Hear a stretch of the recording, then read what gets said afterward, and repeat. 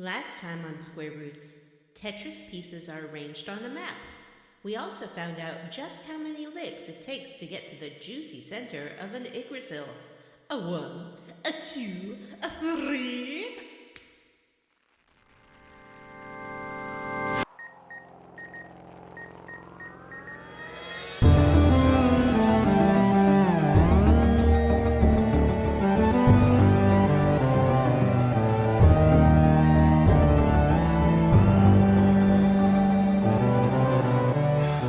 And welcome to Square Roots, the classic RPG podcast. My name is Jim Banks. I am joined by Matthew Van Zandt. My name is Matt. John, Rico, Brandon. Rico Suave. Ricola. Remember the song Rico Suave? Was that a song? I thought that was a man. It was both. He's a man who sang a song that was about himself. Mm-hmm. And also joined by Vanessa. I'm Vanessa. And this is a podcast where we play and talk about your favorite classic RPGs one chunker at a time. Right? Mm, I don't object to that description. yeah, it seems accurate. Mm-hmm. And we're playing Xenogears. We're all so excited about it. I'm sorry. You listen. You three are gonna have to hold things while I finish up the notes. Okay? Yeah, hold things. Once upon a time, there was a segment of this show called Hot Gaming News, where we talked about all of the hottest gaming news for the week. Mm-hmm. And this week, Hot Gaming News is brought to you by Peach Daddy. What? That's what my shirt says. Okay, well, we know what we do on this show. This is Xenogears Part 4, I think? Yeah, part 4. I thought you were transitioning us to Hot Gaming News here real quick. Well, I am. I'm just kind of backtracking a little bit so that I can rush forward. It's like settling your feet for the segue. Speaking of Hot Gaming News, Vanessa, Yeah. do you have any Hot Gaming News to tell us about this week? Yeah, I sure do. I know you do. The BBC has announced its first ever gaming prom. That's right. Ooh. It was announced What? just recently that Prom 21 is titled Gaming Prom from 8-bit to Infinity. What? And it will feature music from the 80s all the way up to last year's Battlefield 2024. And on the night... What's gaming prom? Well, what do you think it is? It's a prom for gaming. It's gaming prom. What high school holds this event? It's not a Gaming high school? It is the British Broadcasting Corporation, the BBC. They throw a prom? They throw a prom. I thought a prom was a dance that high schools had.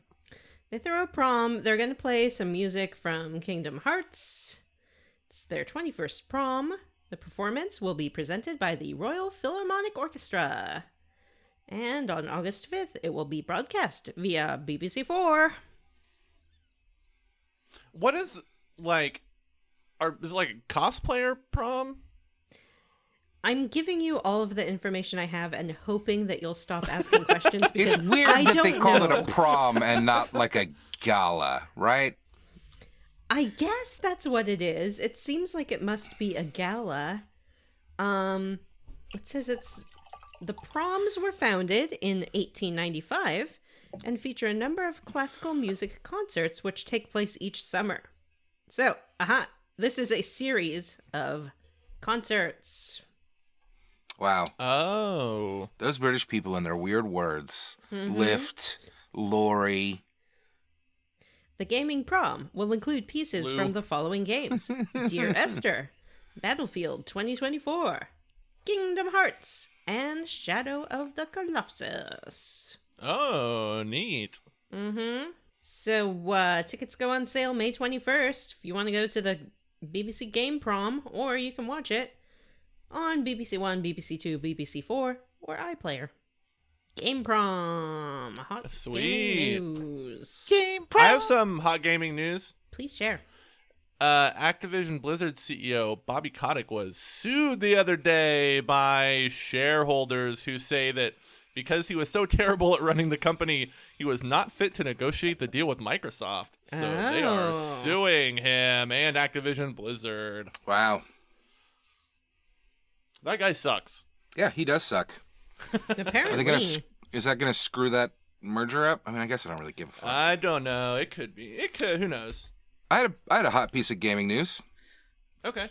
A company that I cannot quite recall the name of, Ember something? Embracer Group? Embracer Group bought the rights to several IPs from Square Enix, including Tomb Raider, Thief, I don't know, other stuff. Deus Ex? Thief's the one I can't. Deus Ex, and they're promising to launch a new Deus Ex game and to potentially launch some of these older series again, like they mentioned the Legacy of Kain series. I don't know. That sounds pretty exciting to me. There's some hot IP in there that hasn't really been used in years that I really adore, and Square Enix really shat the bed with that Thief game. Yeah, Embracer owns a lot of IPs that are somewhat dormant. They've been gobbling up IPs for a while. Yeah. They own like the rights to Saints Row, Dead Island, Goat Simulator, Darksiders, Metro, Kingdoms of Amalur, Time Splitters, Wreckfest, World War That's Z, right. and Borderlands. They've promised a new Time Splitters game. They did release that Kingdoms of Amalur re-release, right? Mm-hmm. You know what? Like, I don't know. Square wasn't doing much with them other than Tomb Raider, which admittedly people did really like that series. It was not for me for some reason. But They own Dark Horse Media too. Really? The comics Including all group? the comics IPs, yeah. Man. I mean, I don't think Dark Horse owns a lot of their own IPs. I think the creators own the IPs. Yeah, it looks like Embracer owns... Man, they own a ton of stuff. Well, anyway, that's interesting. Personally, I'm hoping just for a good old-fashioned remaster of the first two Thief games, because those games are fucking amazing, and they deserve to be given modern controls and slapped on an Xbox. Didn't they do like a really terrible remake Yes. of Thief? That was Square awful? did a really bad one. It was really I tried like to play it, and angsty. it Yeah. sucked. For me, I was ignoring the bad plot elements, you know, like because I love a Thief game so much. But I quickly realized that even beyond that, the lack of like, it was very much a walled garden. Like everything was much smaller than it seemed, and I was like, It oh, was this very is super buggy, boring. too. Like in Thief, you could wander off and rob a fucking bank, and it was amazing. And in this game, you could open a window and go in a room that had a piece of treasure in it. It was lame. Also, it didn't have the writing, you know? The Thief series is it's like a dark comedy, and this just did not have it. Instead, everybody was tough and edgy. Gritty. I got some hot gaming news. All right. You already went. I'm going again. Oh, okay. Yeah, this isn't like a level up. I don't know why it matters. NVIDIA was slapped with a fine of $5.5 million Wow. to settle civil charges that it did not disclose the impact of crypto mining on its business. This was a settlement to shareholders because the sales skyrocketed in 2018 due to crypto mining. The regulators say that NVIDIA knew that was the reason that the sales were skyrocketing, but didn't share it with the investors. Why is this significant? Because the crypto market, as everyone knows, is short-lived.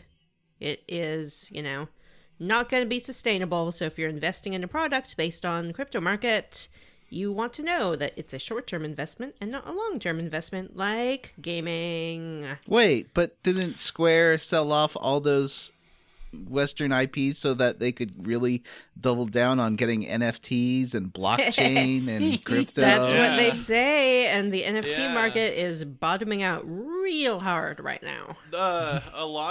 There's speculation that the reason they had to sell those IPs is because they lost so much money in the NFT market, or they had invested so much and then there were signs the market was tanking, and they're like, oh no, we're way over leveraged on NFTs, so they had to sell some IPs. Oh wow, that's bad. Especially it was like 300 million for all those IPs and games, and like the other purchases have been in the billions.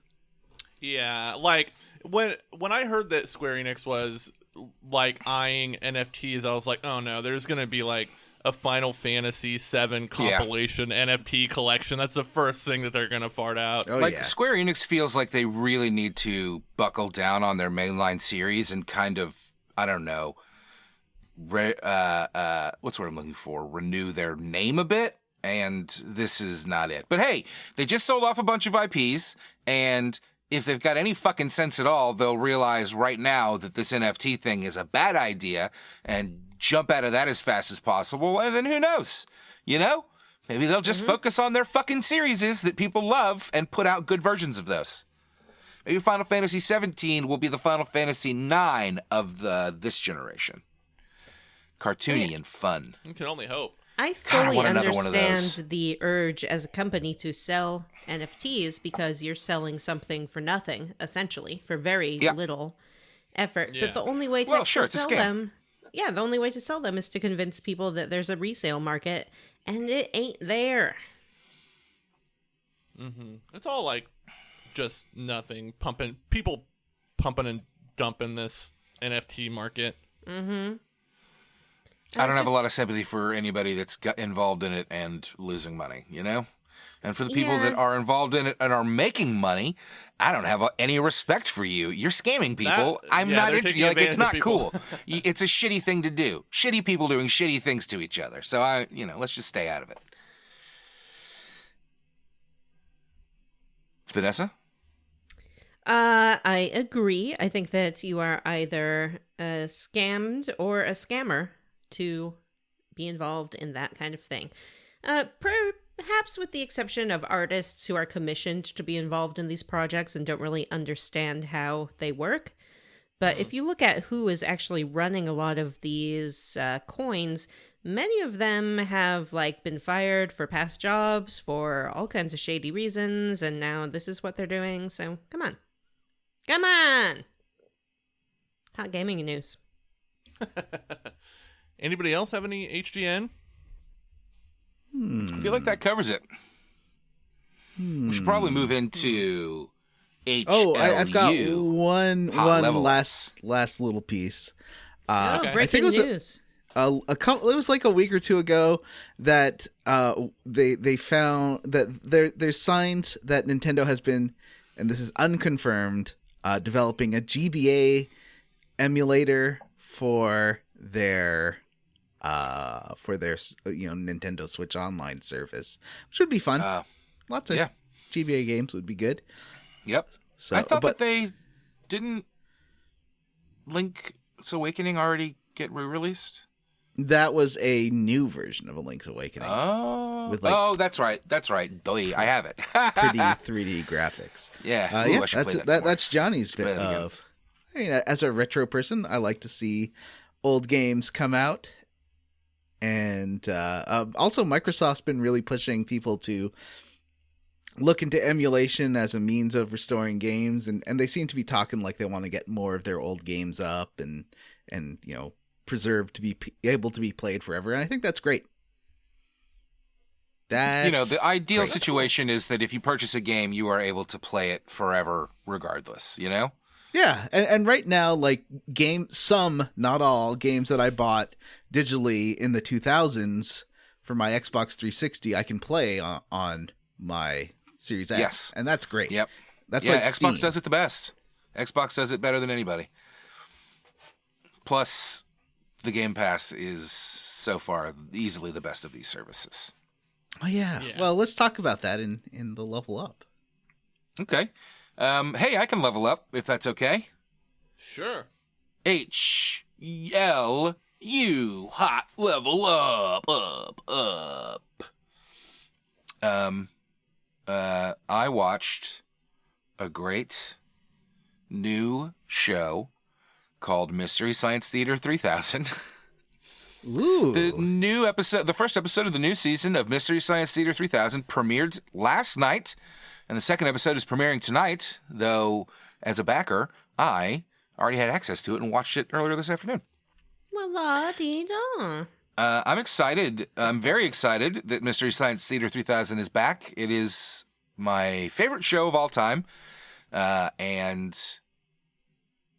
I love that it has managed to continue coming back in new iterations. This one still has Jonah as the host, but the spoiler alert, they introduced this season is going to have multiple new hosts, and they introduced one of them at the end of episode 2. So that's exciting. I'm hoping that'll show up in episode 3. Maybe it seems like they're doing a little. Well, I don't want to say that. Only one episode's out, so So this is I'll on cut that. Gizmo Tech, or what's it? Gizmo Plex. This is, you know what? That's a complicated. I don't understand why they called it that when the app itself is just called Mystery Science Theater 3000. Calling it the Gizmo Plex, that's a cute name, but if that's not what the app is called, what are we doing? And but is this whatever. still a closed thing? Like, I can't buy access to it because I didn't support the... It's not. Yes, you can. All right, here's a few things. Now that the app is launched and the new season has started, first of all, all of the available episodes, those are the ones that they still have the rights to, which is most of them, episodes of Mystery Science Theater 3000 are available on the app for free, ad-free, for the next year. There are also episodes that they don't have the rights to that you can attempt to watch, and then it will try to charge you $850 like it did to me. Yeah, it's weird. It's new and it's maybe a little buggy, but the Godzilla episodes aren't on there. Final Sacrifice, I think, and a couple of the other ones that people really love. Yeah, that's the one I tried to watch. It is what it is with the rights. It's not like they have a lot of say in the matter, but regardless, you can rent the new episodes or buy them as they come out. You can buy access to the live events that they're having. The live events play the episode and then have probably another hour of interviews and, just content. Though, to be honest, it was a lot of, Zoom interviews, which, come on, guys. Very excited about the new season and all the great things that they have planned. Mystery Science Theater 3000 season 13, I think. Right? Yes. Yeah. That's how I leveled up. What about you, Jimothy? Hey, I saw a little old movie called No spoilers. Doctor Strange and the Multiverse of Madness. Doctor No Why? Spoilers and the multi-spoilers of Mad Spoilers. This is weird. You're not even the biggest, Matt. Me and Matt. I know. We're over here watching Marvel. We like Marvel. You're just We admin a Marvel... Okay. We admin an MCU group, We Vanessa and admin I. a secret MCU group. We do! It's crazy! Yeah. So, I'm not allowed to... Are you nerd gatekeeping You me? aren't even in our group, Jim. I'm You're not, 'cause I don't really, You're I don't such really a care that fucking much. downer about all of the MCU stuff and every other comic book related property. Because they're that, all mostly pretty blah. I mean, you say that except for every time you've seen one in the last year, you've come out of it going, "That was amazing." No, I did. I have not. Yeah, I said mean, just that every Doctor time. Strange, Spider-Man: No Way Home, Batman. What else, guys? What else? I was probably maybe a little bit hyperbolic about Batman. No, I don't think you were at all. That's not true. I was talking to Paul about this, and he was like, "Yeah, we played PUBG the night that Jim saw that movie, and he fucking loved it. He would not shut up about how much he loved it." Yeah, but then he found out that Johnny and I didn't like it as much, and he wants to be one of the cool kids. There's nothing wrong with that. I concur. Sometimes you gotta process stuff, and after you process, Is Matt you still realize on that about maybe it wasn't as Batman? good.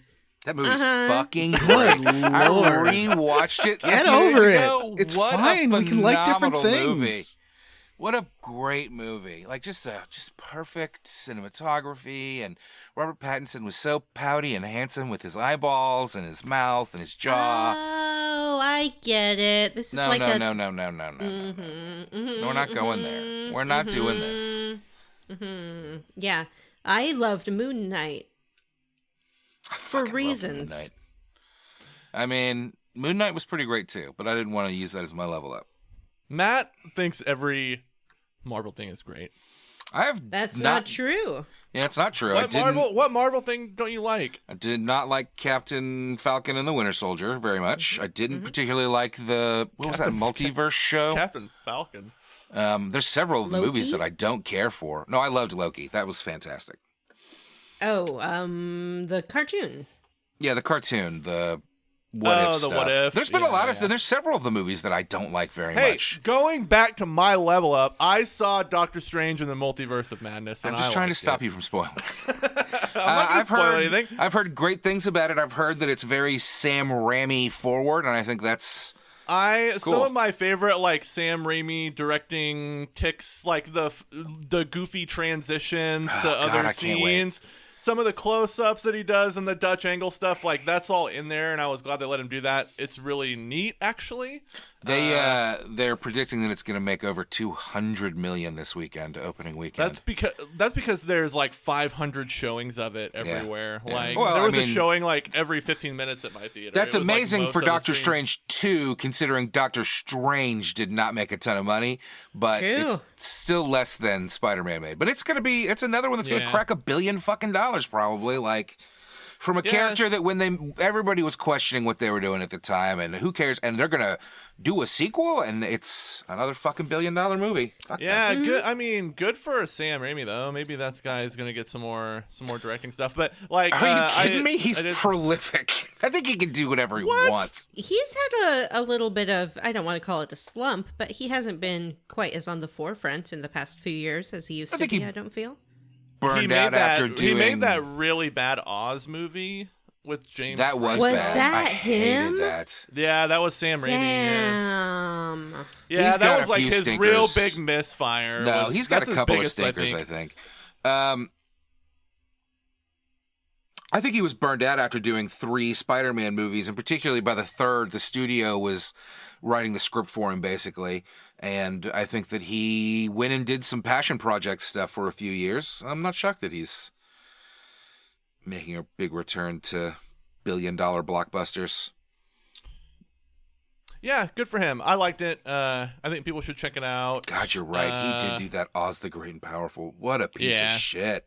Yeah, that movie's not good. Vanessa, how did you level up? I went to an art exhibit. It was a projection-based art exhibit. So you go into a room, and it's this big white room, and it projects and it plays music. Was it fun? Nope.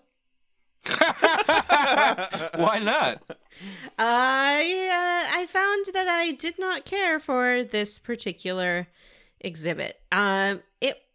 It just kind of looked like a screensaver, you know? And it's one of those places where it's made for Instagram, really. Like, it's made for you to go, and there's nothing wrong with Instagram. I'll put that out there right now. Nothing wrong with selfies, nothing wrong with making yourself the art and interacting with art in that way. I'm all for it. But it's kind of also not for me, you know? I like to hide in a corner like a little freak and snicker and rub my hands together. Yeah. Hey, did you Yeah. ever Can't play go, those? Couldn't go goblin mode. Yeah, I want Not to go to- goblin mode. Not to derail you, but did you ever play the old Thief games? I think I just played the remake one and I did not like it. I got it for like $4 because it sucks. Yeah, that's Yeah. too bad. And they're It is too. too They're bad. certainly. They're not. They're too old for me to ever try to suggest to somebody to go back and play them. Okay, that's all. I was wondering. Go ahead. I wonder if they'd make a decent iOS port at this point. If they're old enough. I think that it could support you more than anybody else in this group would really fucking love those games. Because I like to sneak and I like to hide in the So- corner like a little freak. Sneaky, sneaky, sneaky. And the best is when you can just wander off from the mission and be like, I'm gonna rob this fucking bank. It's the best. So it had that. It had a couple of other things, like a floor that you walk on, and things happen when you walk on the floor. There was nothing particularly wrong with the art itself. It was just, computer-generated art. The particularly wrong part, for me, ties in with our hot gaming news, was the NTF portion of it, where you could go to the NTF gallery and buy NFT? your very own, that's what it is, NFT. Wait, you could buy? Oh God, Yeah, that Yep. sucks. Has like that a little stinks. scanny thing. You can scan your little phone and be like, I'm gonna buy an NFT of this beautiful art. Didn't like it, didn't care for it. I guess I can respect an artist is trying to make money. Like, that's tough, and that's a novel, maybe, idea, even if it's stupid and kind of scummy.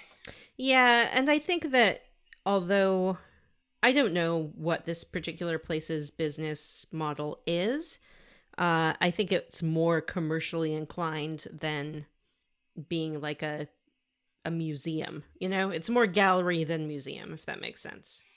Yes. But nevertheless, I did go with friends and had fun being out of the house and in the world, although because it is not something I'm used to after the past couple years, I was completely exhausted afterwards. Like, we did that, we went to a proper museum after, then we went to dinner, and by the time I came home, I just had to, like, lie in my bed for an hour to recover myself. Yeah. Outside world intense. hard. Yeah. World hard. Outside world hard. Mm-hmm. Well, it's hitting that part here in Florida where it's May and it's like 98 degrees in the middle of the day, and just stepping outside the front door is like oppressive. That sounds awful. It is fucking terrible. I watched a show. It's this new show that I have never seen before. It's called... Ooh, is it called The Pentaveret, starring Mike Myers? It sure ain't. I watched... Oh, that's that weird looking one with no jokes in the trailer. I enjoyed what I was. Now, I want to say I was very altered. I was intoxicated. I was very intoxicated last You night. were but very enthusiastic last night about this show. I was very enthusiastic. Well, I want to say, first of all, I expected it to be like loaded with problematic elements, and it was not at all. So that's nice. Like, he plays a million characters, but none of them are stereotypes of like racial or sexuality stereotypes. You know what I mean? And that's great. Nice. Legitimately, so many of these people come out. So many of these older comedians come out with new shit, and it's just like, what? Go back into the grave, please. But Mike Myers came out. Time for the urn. But I will say, it is still his same comedy. Like, if you took Austin Powers and you cut the misogyny out, like, it's still a bunch of like things that sound like genitals and or feces and poop jokes and people looking at each other, and Mike Myers playing half the cast with doing people looking at each other very oddly. Mike Myers looking at Mike Myers because Mike Myers is playing half the cast, but like he's got a, you know what? It's kind of a progressive show. Like, he's ragging on the fucking MAGA dudes, and he's ragging on the media, and he's ragging on just kind of everything. It's pretty Cancel fucking culture. Funny. No, not cancel culture. The premise is that the Pentaveret is a secret society like the Illuminati, but a real one that is nice, and they do good things for the world. And the series starts with Keegan-Michael Key as the kind of protagonist, as he is introduced and kind of inducted into this Pentaveret. Now, all of the rest of the Pentaveret is played by Michael Myers. Anyway, I actually did enjoy the juvenile humor a lot. I was getting a lot of laughs out of it. Now, after about the third episode in, it was mostly just kind of like turning to like plot stuff, and I was like, ooh, this is not very good. Actually. But you know what? Fuck. Like, that first 2 episodes really had me fucking laughing. Just the stupidest humor, you know? Words that sound like other words. Come on, guys. Everybody loves words that sound like other words. Name 2. 2 words that sound like other words? Yes. I can't. I didn't think so. How about can't and recant? And can't. What? I'm saying words that sound like other words. That was amazing, Johnny. You should have your own I'm show. so good at Like this. gas, grass, or ass. Whoa! Yes, that's a good example. That's a classic example. That got Good thing bothering, that we too. label ourselves a comedy show, and I'm really killing it over here. You're like, make a joke, Matt. And I'm like, no. Well, it's hard to do it on demand, too. You did really catch me off guard. Mm-hmm. I can level up. Toot. I didn't even get to talk and about my poop. show. Matt just talk took it over. about your show. I will have Yeah, I did. a sip of this Pepsi Zero Sugar. I watched a show called Kong and Beffler. Taskmaster. It's not called Taskmaster. It's called Kong and Beffler. It's a Norwegian show. It's based fucking on the Taskmaster. British show Taskmaster. Fuck you. This is why I just walked all over you. I knew this is what it was going to be.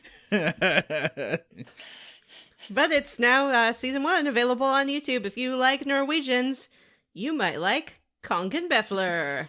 I don't, so I won't. Wow. Vanessa got a board game version of Taskmaster, and we are trying to convince her to host it as like a bonus episode for you listeners, but she refuses. She says that Johnny, Jim, and Matt are just too stupid and crass. That is a wild 100% accurate. misrepresentation of what has happened. Vanessa said that? Oh.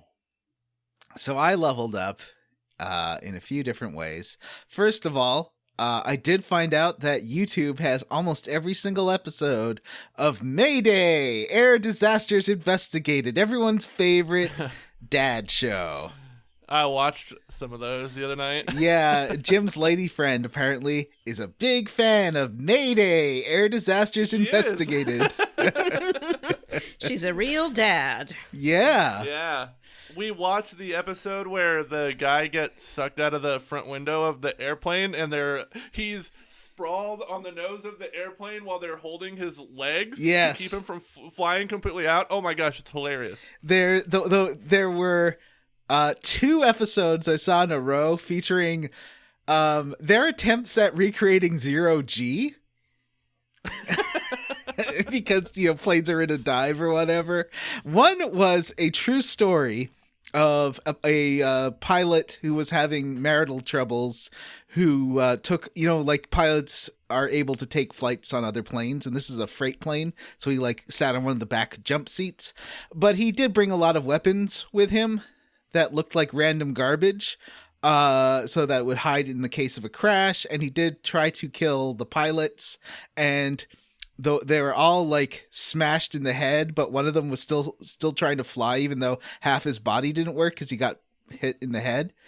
And Oh my God. And then he flipped the plane upside down, so the other pilots were trying to restrain the other pilot upside down, and it was this weird 0G. They actually spent the money to rotate the set, which is amazing. Oh, weird. They put big money into that episode. There was a 0G fight to the death. Oh wow, this show is crazy. Wow. I strongly recommend everyone's favorite dad show. Once again, Mayday, Air Disasters Investigated. What a great... It also has 5 different names depending on what market you're in. I think it is called just Mayday, or sometimes it's called Air Disaster, or it depends on where you live. But you can Kongen watch Befler. it legally on YouTube because the episodes are hosted by a content company called Wonder. So it's on there on purpose. It's only available in certain markets. On their own purpose, as opposed to all those accidental YouTube videos. Well, there's a lot of shows on YouTube where it's no one's really going after the copyright. Right. Or it's a BBC show. Do you and mean technically they're allowed to? Do you mean the entirety of Mystery Science Theater 3000? Yeah, exactly. Yeah, like that. Or Madame's Place, which you can find 40 episodes on Lord, YouTube. I can't hear about Madame's Place again. I'm sorry. Is that the one with the puppet? I did make Vanessa watch a clip of Madame. You put one in the chat just a week ago. Yeah. Oh, because we were talking about George Carlin. Yes. And you put the George Carlin clip with Madame. in it. And I did find out about the other puppet that I think I called him Waylon Jennings, who is a heterosexual country singer. His name is Waylon Flowers, the guy that did this. Mm-hmm. He had another puppet based on the same design as Madame, but do you know what's the name? Was it Franklin in Arrested Development? The other puppet Job had. Do you remember the one who was black? Just tell us what's problematic about this puppet. It's a black lady puppet named Jiffy. And it's him doing a black lady impression. It's very thank you. bad. And there's a YouTube video you can see of Jiffy hitting on the Leatherman from Village People from this 1980 Playboy special that is maybe the most insane piece of retro television you'll ever see in your life. I won't see it, though, because I refuse to watch it. Probably for the best. I also heard about this game that's like some kind of indie game that mixes Tetris and Loot. It's called Loot River, and it's on Game Pass. I saw that on Game Pass, yeah. I downloaded it, but it turns out that this chunker is 10 hours long, so I didn't have a chance to play it last night. Because this chunker is very long, everyone. I don't know if you know that. I do know that. It's quite a chunker. There's tournaments, there's sewer monsters, there's fatherly reveals, all sorts of shit. Oh, it's great. Parts of this remind me of Final Fantasy VI. So yeah, how about we stop talking about Jiffy? You've never played that game. The racist puppet, and instead we turn to the quest log. Is there anything we need to do before the quest log, friends? Oh no, I don't want to. Yeah. Oh, there's... Okay. All right. There's one person who hasn't talked about his balls yet. Jim, can you do the setup stuff, and then I'll go into a story about my balls.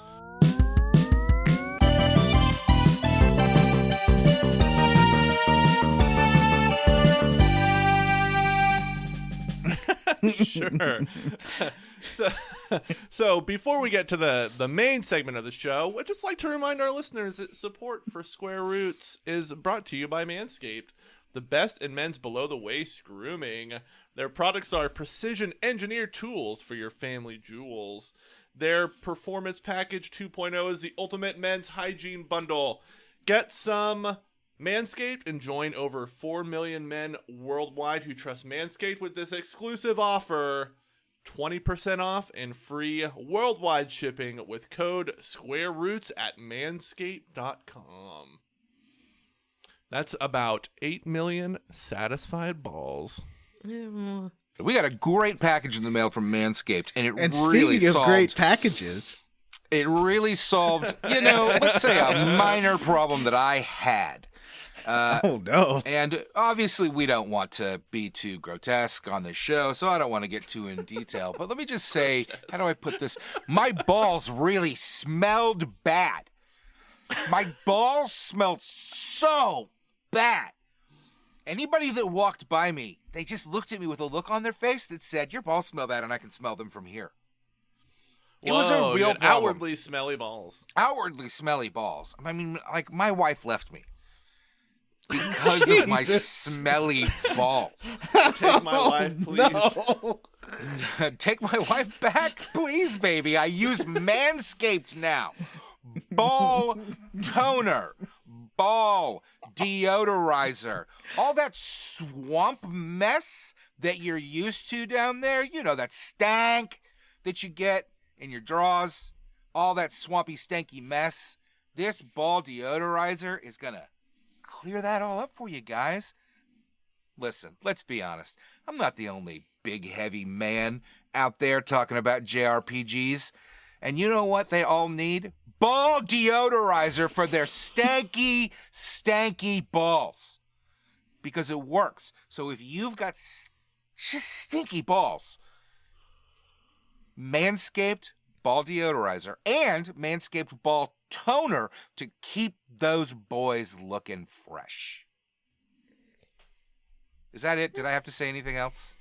I feel like I did it. Well, there's like you covered some things. Did you trim them with the Manscaper 4.0? You guys already talked about the trimmers, all right? I'm covering one piece of the pie. Okay. Then that's We're fine. only allowed to talk about one element of the Performance Package 4.0 every episode. Sorry, Manscaped. I'm going to be honest with you. Hearing you guys talk about one element is about as much as I can handle. And it's nothing against the fine Manscaped products. It's just, you've heard of a need-to-know basis, but there's also a desire-to-know basis, shall we call it? I'm happy for you. You're not even curious? I'm happy for you. Like, I can be happy for you as a friend that your balls don't stink anymore. But knowing that they did, I wouldn't call it an enriching experience for me. You ever gone to take a piss and you unzip your pants and your penis and your balls are all just covered in sweaty, sloppy goo from days of Matt. from days and days of not Matt, showering? that may be a step too far for our sponsor. Manscaped ball sack smell gooder. I'd also recommend showering in that case. Yes. Showering First. is a nice compliment to Manscaped. Yeah, exactly. Manscaped doesn't do miracles, but it does do good work. Yeah, Manscaped is not soap. All right. I'll do another minute on Manscaped.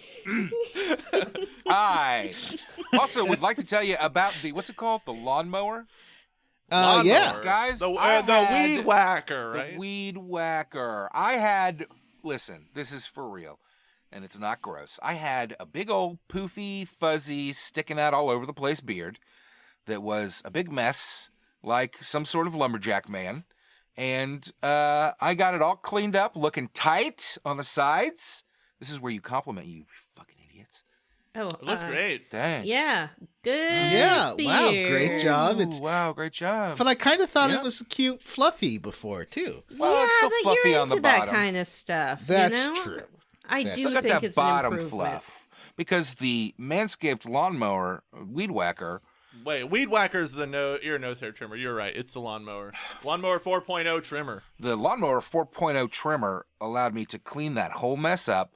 It was legitimately perfect. It looks 100 times better now. And it comes with, I don't know if somebody else mentioned this, but I want a big shout out to the little LED light underneath that thing. I legitimately, the lawn 4.0 lawnmower, say it again, Joe.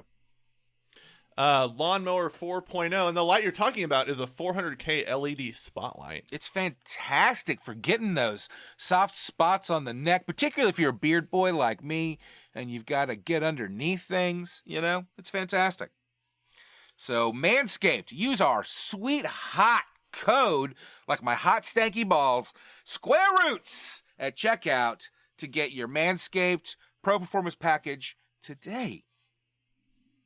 Did I do that right? Yeah. Good job. Thanks. Now let's get into the man segment of the show. John, leave in all of the hot stinky ball talk. Oh, I will. Oh, I will. I mean, I kind of was like, you guys really let me down there. I was going for laughs from you, and it was just crickets. So I was more shocked. I hope the Yeah. listeners like it. I was clutching my pearls. I was clutching my whole face there. I told you that I was going to talk about balls. You did. You know, you could have been intending to talk about, like, clean, shiny balls.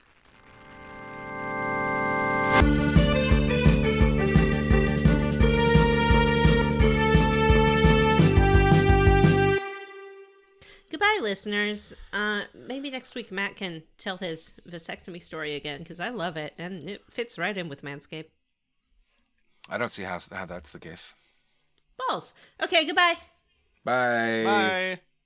Remember last time when when Graf was there and he snapped a ship in half and everything exploded for everybody? Yes, I Yeah. remember you telling me about that and me going, that's not what I saw happen. It was a bunch of polygons on screen shaking. But sure. And, well, okay, technically Graf snapped the ship into thirds, but you wake up in prison. Faye, okay, get this. Faye wakes up in a prison cell. And he's been unconscious for a long time. And he's been unconscious for a long time. At this point, he's suffered so many concussions in a short period of time. Yes, it's I very would be concerning. Very worried. Well, on the other hand, his doctor is Dr. Satan, so I have a bad feeling about... First, he wakes up with a new doctor, the lady doctor. She's like, I'm the doctor of cell block D, and you are brought in. You're a prisoner now of Kislev, which is the other country. And then he gets like shaken down by the Tuffians of, is that a word, Tuffians? They're like ruffians. They're like, we're the battle boys. Yeah, or whatever. They're the battle boys, and they have got their what they call a baptismal initiation to see where Faye stands in like the pecking order. Yeah, they're like jumping you in. Mm-hmm. So you got to fight. And he's like, I don't want to fight you guys. And they're like, well, too bad. We're gonna fight you.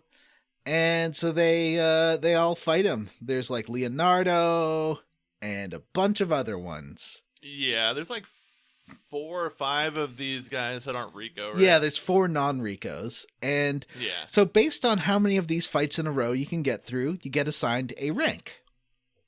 You don't have, I mean, you can lose the first fight and the game still keeps going, but you get like better rewards and stuff if you get to rank A, which I did. I beat up all of them. It was not particularly difficult. This game so far, not hard. I mean, that's good. Yeah, it's definitely, I thought it would be more difficult than it is so far. Because it's got this whole system that I have not been using. It's combo system. And I'm curious if there's going to be maybe there's like extra dungeons or something where you need to really use that stuff. Because right now You're not using the combos at all? Sorry? You're not using the combos at all? Like the ones where you bank up points each turn so that you can unleash like 5 different special attacks in a row. No, I haven't been doing that. Oh. I guess you can. It just doesn't seem worth it. It takes too much time, and these bosses are not hard. So yeah.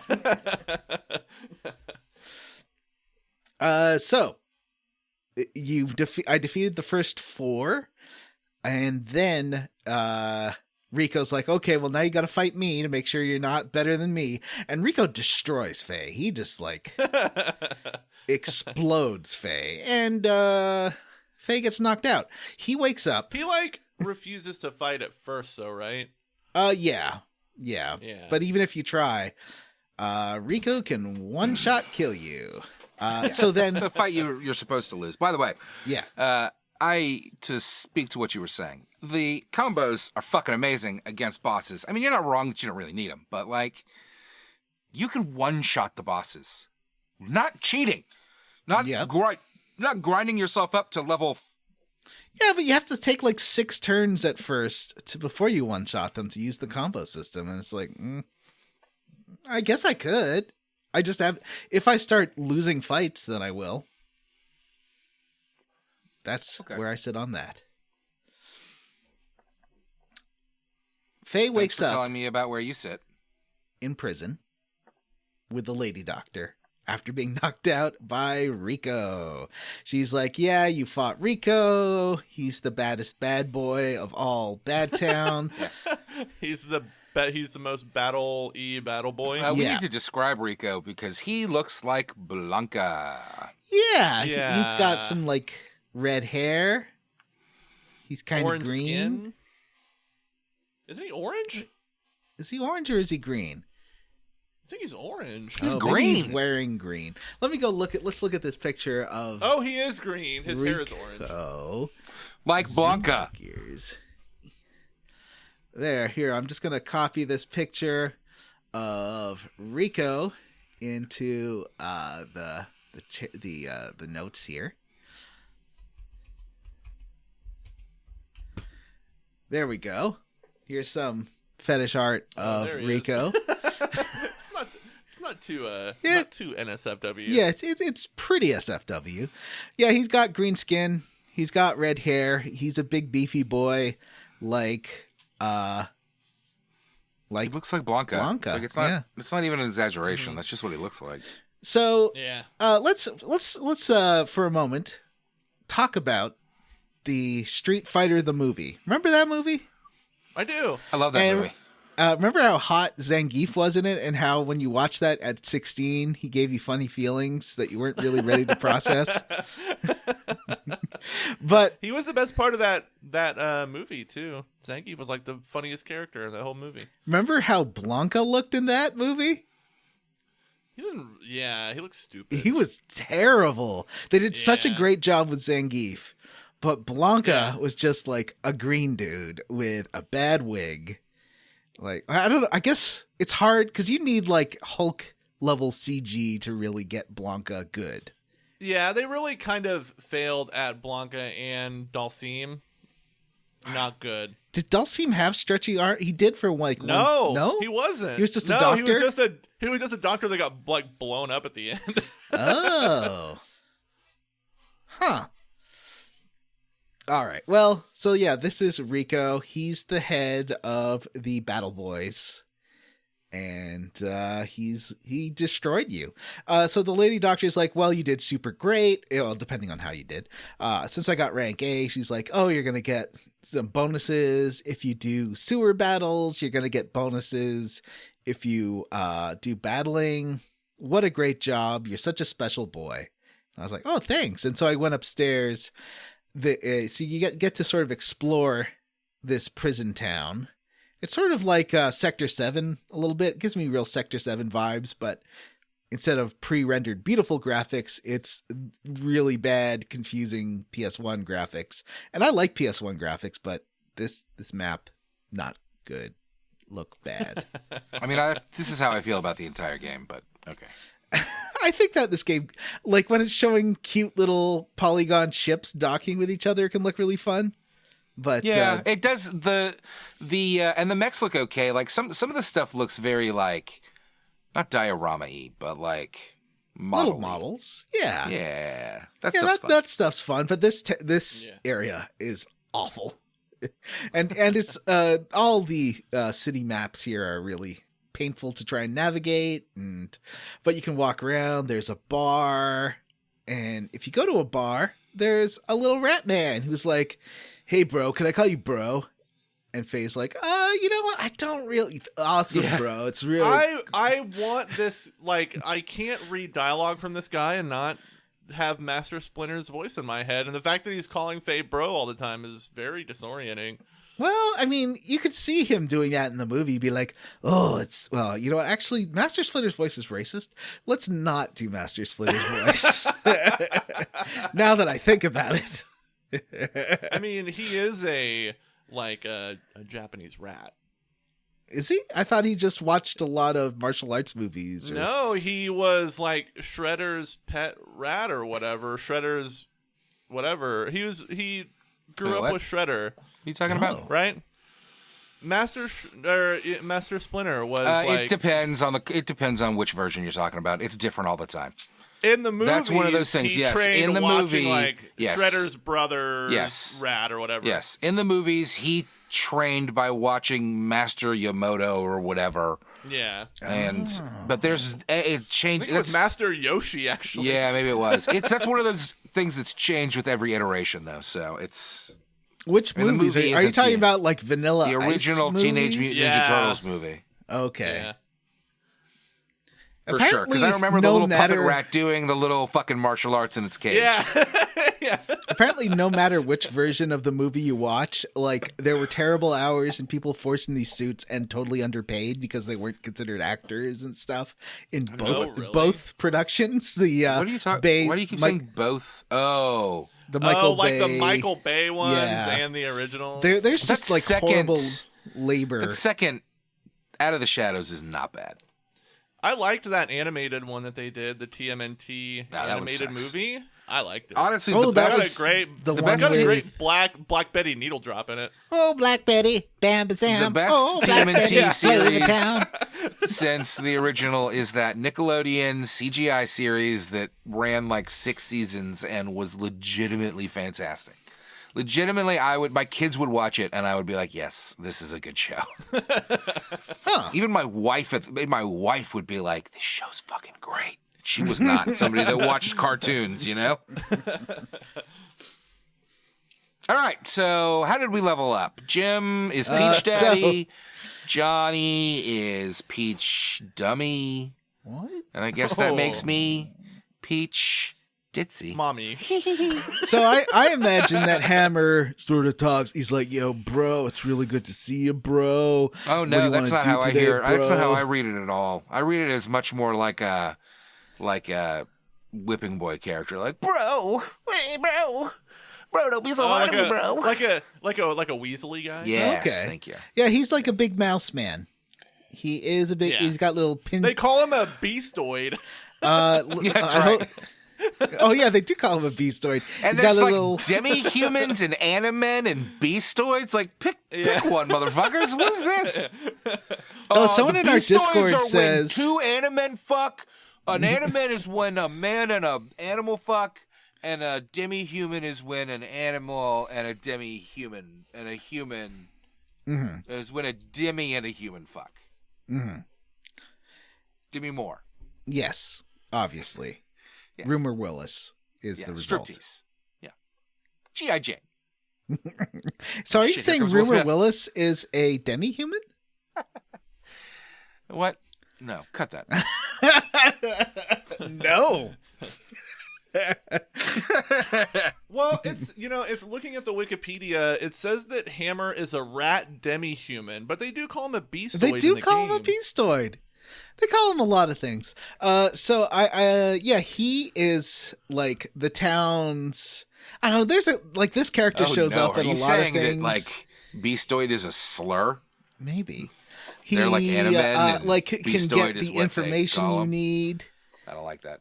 He's got like connections everywhere, and he's I don't like very little bald boys. resourceful. They remind me of being in the pants. So then you do run into this lady from the battling committee.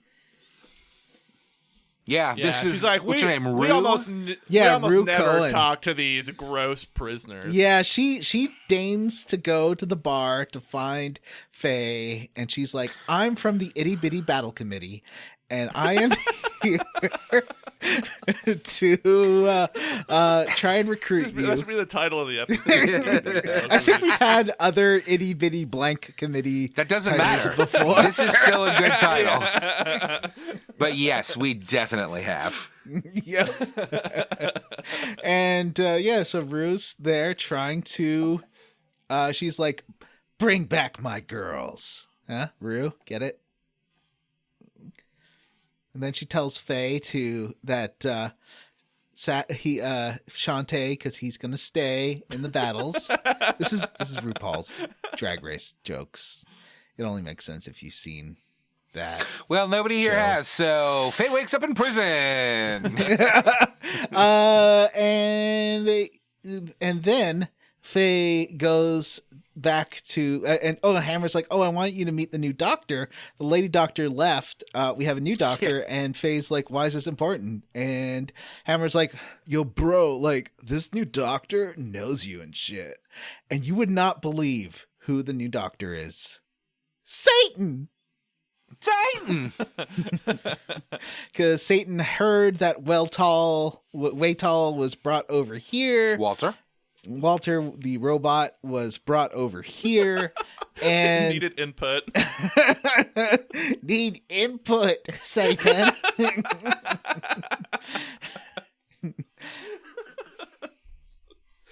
Oh, jeez. Johnny Those movies were Five great. alive? Remember when he was like a Puerto Rican gang Oh, I member in knew the you second one? were going to start quoting that. Los Locos. What is it? What's the thing? Los Locos. punch your balls. Punch your balls. Los Locos punch your face. Los Lunch Locos Locos. kick your balls into outer space. Yes. I've God, seen what a great movie. Short what Circuit a great, 1. great racist movie. Oh yeah, because what's his face? Fisher Stevens. Fisher Stevens Oh, is playing an Indian man. yeah. Both of them. Also, that whole Los Locos thing is pretty fucking very racist. racist. Oh yeah, it's super racist. Oh, he runs into like an LA gang of fucking Mexican gangbangers. Weird. They're Puerto know- Rican. You know what? Thinking about that movie made me think of Steve Guttenberg from the first one, Actually, I have no which idea if made they're me Puerto think of Fred Savage because I think they look alike. Did you hear Fred Savage got fired today? No. Or yesterday. From what? He was Like the at the director of 7-Eleven? the Wonder Years reboot. No, he was the director, executive producer of that Wonder Years reboot. Oh. And he got fired for inappropriate conduct.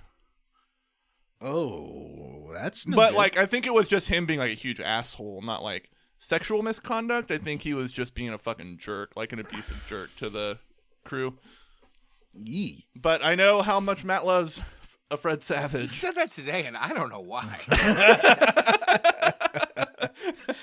Well, Princess Bride is I great. think it's because I think I asked a question in one of the recent episodes, like, who would you cast as this? And Matt's answer, without even thinking about it, was Fred Savage. Yeah. It's like, excuse me. Oh, though that was as like he wanted not even as Delita as the other one as Ramza. No. No, it was as the person that is like reading the story, which was a Princess Bride joke that Oh, yeah. that Jim is like warped into me being fucking obsessed with Fred Savage. And just because I'm sitting outside of his house right now doesn't mean that I'm obsessed with him. And he was in one of those Fred! Austin Powers movies that you're going on about how great they are, right? Like, which Austin Powers was he in? 2 or 3? He was in like the third I one. didn't know that he was in those, and I don't care. He Those was are the not mole. good movies. That was the second one, I think. Yeah. I tried to watch those. I think I talked about this on the show, but I tried to watch this with my kids recently, and because I thought it would be okay, and it was not. And we made it 5 minutes before my daughter was like, "This sucks." It's easy to remember the second one because it's the one where he drinks diarrhea. Oh God, I like the first one a lot. I think the first one's a first fun one's not movie. bad. It's problematic. It's super misogynist. But the thing is that's the joke, so I don't even fucking know. That's kind of the But it's one of those like is, like, fish out satire of things water. where like, ooh, but like it's a satire of this thing, but also like it is more than happy to indulge in the Yeah, but that was like late '90s humor. Like, as much as I like Strangers with Candy, it is about satirizing it while indulging in it. Like in all the things that Jerry Blank says, right? Yeah. Yeah. That's a good point. But I still love Strangers with Candy. I should revisit that show one of these days. I don't know that it might hold I up. mean, you have to It kind think of barely- it in kind its of barely context. worked. Yeah, it kind of barely worked when it was on. I mean, it's a fun show, but it walked a wire. Oh yeah, like Jerry uses a lot of racial slurs all the time. That's just what fucking television was at the time. Yeah. So they're going. There is a Need cutscene. input for Velton. There's a cutscene where Hammer and Faye are gonna get the Doctor to remove Faye's collar, Dr. Satan. Oh yeah, And- this is a whole thing. This is interesting because I got a cutscene. This is random.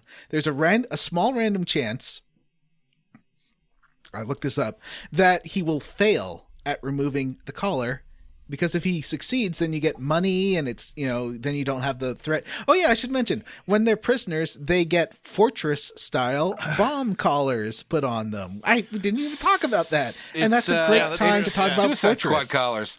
Yeah. You know what? I didn't realize that you could pass this. You so can. if you were emulating this, you could save it and like just run it again and again and maybe eventually pass it. Yes, because you get money. Other than that scenario, I can't fucking imagine choosing yes. Because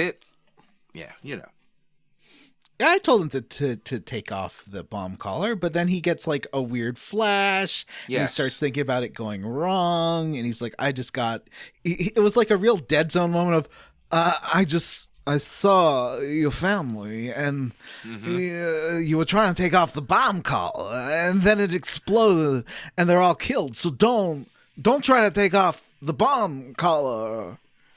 What do you think? That was my Dead Zone impression, Jim. This is really up your alley. It's a good Dead Zone impression. Because it's Stephen King's story. Yeah. I never saw the TV show. I heard it wasn't great. I saw a few episodes of it. It was okay. I don't really like Anthony Michael Hall as an adult actor, man. So Okay, I don't think he's very good. but I do like spooky sci-fi Christopher Walken show. So Oh yeah, the movie is the great. movie's awesome. Dead Zone and Firestarter, very similar shows. I think that there's some crossover characters between them. There's an agency, I think, Yes. that's mentioned. Yes. The Shop is like the Stephen King supernatural CIA. Yeah. The Shop. Yeah. Yeah, because they're the ones that gave Firestarter's dad his powers, and the book has a whole bunch of stuff. The movie, not the so great. Firestarter. No, Firestarter book is awesome though, Yeah, because book the is dad awesome. has really cool like suggestive powers. It's really neat. Yeah. Yeah, definitely. I think one of my favorite Stephen King books is Firestarter. Yeah, it's one of the better ones for sure. So Faye wakes up in a fucking prison. No, he just goes to bed. They decide. Okay, in the version I got, they decide to just keep the collar off, and he's gonna have to battle to get it off. So that's what they do. And so you try your first hand at battling.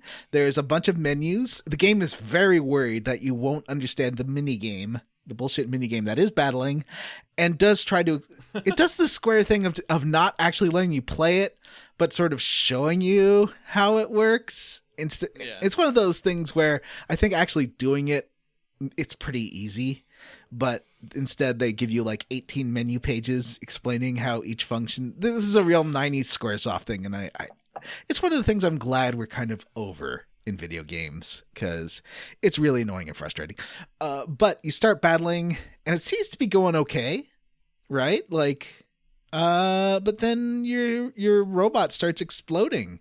There's some kind of mechanical error. Oh, and also I should mention the robot they assigned you to was way tall, which is a huge coincidence, unless it's not a coincidence and they just want to get input, which is what Jim Input was getting at, where they're using the battles to get mech information. And Rue Cohen was there to get Faye in there because they want to get information on Faye's skills. So it does explode. Faye's the fucking chosen one. All right, they've hinted at it enough. Yeah. He's the chosen one, and they don't understand his fucking psychic connection with this robot. Ugh. But This is such a fun concept for a JRPG, and it is the most boring take on it. What I love it's the is worst version of it, except it for keeps the pulling back to like the puppet masters that are controlling things. But every time it does that, in every chunker, it pulls back another layer to a new set of puppet masters controlling them. Yeah. And now we've got to brain guys, which we'll get to in just a second. I tried to Google some of the words that they were throwing out there, just because like I was hoping to kind of make sense of it. And the explanations on the wikis made me even more confused. Like, I couldn't make heads or tails of what's going on here. I just love that there's now, in this chunker, a fourth level of puppet masters pulling Faye's strings. Fucking brains. So we're heading into alien territory. So this really is turning into fucking Robotech. I was really disappointed that our post of the episode last week did not result in any Robotech talk. Listeners, you really let me down. We want to talk about Robotech. Remember Jake Jacksters or whatever his name is? Rick Springfield. Jake Jacksters. I don't remember what his name is. Anyway, so while Faye is recovering in a prison cell in D Block, there is a great cutscene, one of the best, I think, of two of those dum-dums from the Bad Battle Boys. They're walking around the sewers. Heinrich and is it Leonardo? Yeah, it's Leonardo. Yep. Leonardo and Heinrich. Yeah.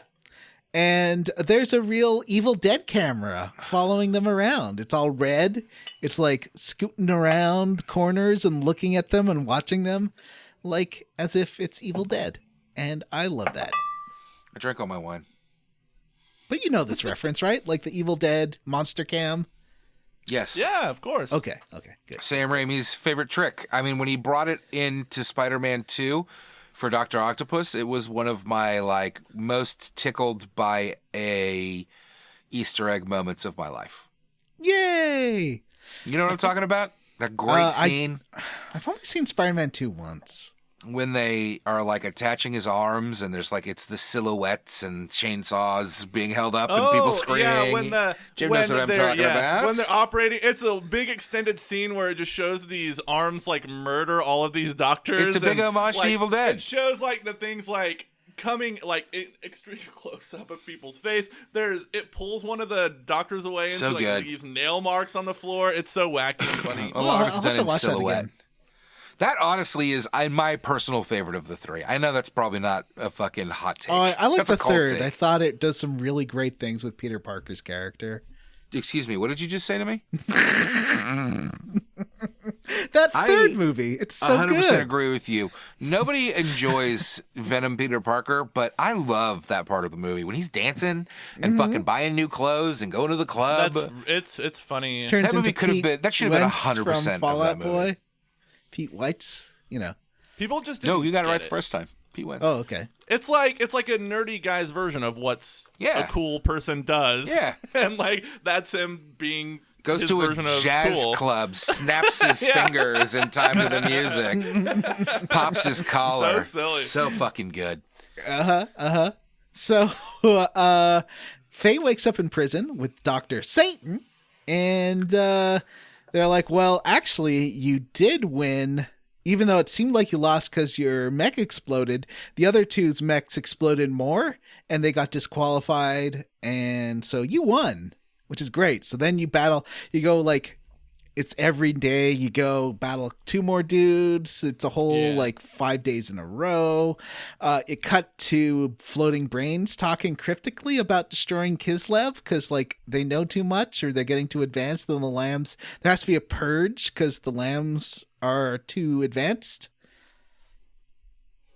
The lambs being the ground dwellers, right? Are they actually floating brains? I couldn't make out what the graphics were supposed to be. They're dudes, but they have okay. transparent things on their heads, right? Oh, it looked like different colored brains with glasses. Yeah, no, they're like dudes, but they have you can see their face or the top half of their face. Maybe you can see their eyes, and then they have a brain dome thing. Oh, weird. Okay. Yeah. So this is the 4th level of puppet mastery, is these talking brains. I don't know who they are. It doesn't introduce them or give them names. It just cuts to talking gibberish. It does give them some sort of name. It's like they're something red and something blue. Yeah, I copied the script later for one of the later moments right at the end of the game with them. Gazelles, they're called. We don't have to read the whole script later, but it is insane, and they use so many words, and I don't know what's happening. Anyway, so Rico, the Gazel Ministry. is that who those guys are? Yeah. Okay. Here, I'll put a picture of them in the notes so Sure. you can see them. Rico asks Faye if Faye can help search the sewers because there's okay. They got a hunch. They got a hunch. I thought it was a brain dome, but I guess it's just their heads. Yeah, they got big brain heads. Yeah. Because 2 of his battle boys are missing, presumed, or they're found murdered. And Rico wants to figure out who is doing the murder. So you get a random dungeon. This dungeon is Sewer time. a sewer. We haven't had a sewer dungeon in a while. And we crawl through the sewers looking for this thing. We find all the different murder scenes. Each of them is next to a pipe, so we have to figure out where he's going to appear next. There's a little green man named Gramps who is a frogman, and he sort of tells you how to do this. You go to the sewage treatment plant. You have to do some jumping puzzles to get a chest. Ew. With this camera and this jumping, it's not great. No. This area is kind of annoying because there's all sorts of hazards that will push you or get in your way. But whatever. It just takes a long time. This area is big and you have to backtrack and reverse a lot. So eventually you find the monster that is killing people, and there's but this time it's green camera of it sort of peeking around corners and seeing you. And then it eventually rushes at you, and you get about a minute of it rushing at you and cutting to Faye saying, "It's coming!" and Rico saying, "It's here!" and Satan saying, "Oh yeah, there's the monster." Which is great. Until it finally attacks. It's a big, spooky, skeleton-y man with big hands named Red Rum, and it is what murdered everyone.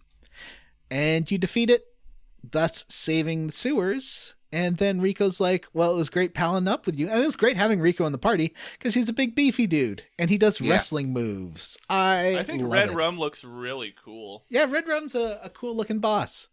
Like really long skeleton. Do you want to put him fingers. into the chat? We can describe him. Yeah.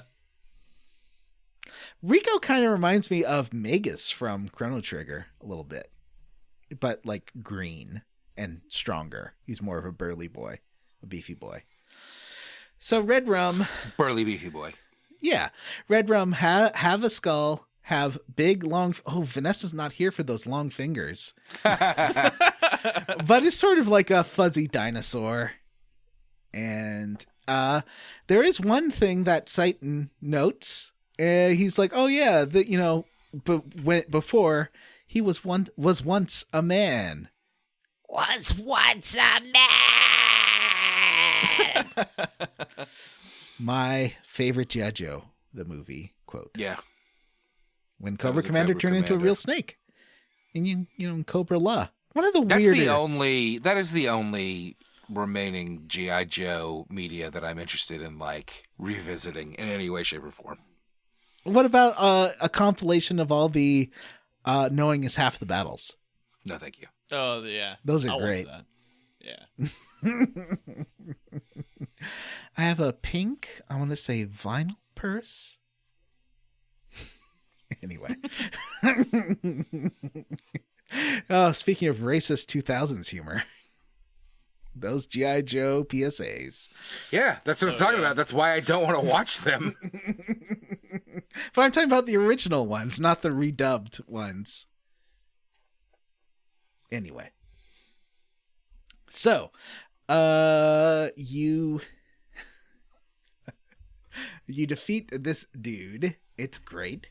And Rico's like, hey, now, buddy. Oh, what do you think of Rico's fighting style, Matt? Like all the wrestling moves and stuff. It's great. The animation's He super looks good. like Blanca and he fights like Zangief. It's pretty fucking great. Yeah, he I does mean, lots of it's silly holds and that, flips but it's and- I literally am associating like multiple Street Fighter characters with this character, but it does make me like him. He's annoying though as a character. It's fun. He's fun. What is this? Oh, yeah. Okay. So he's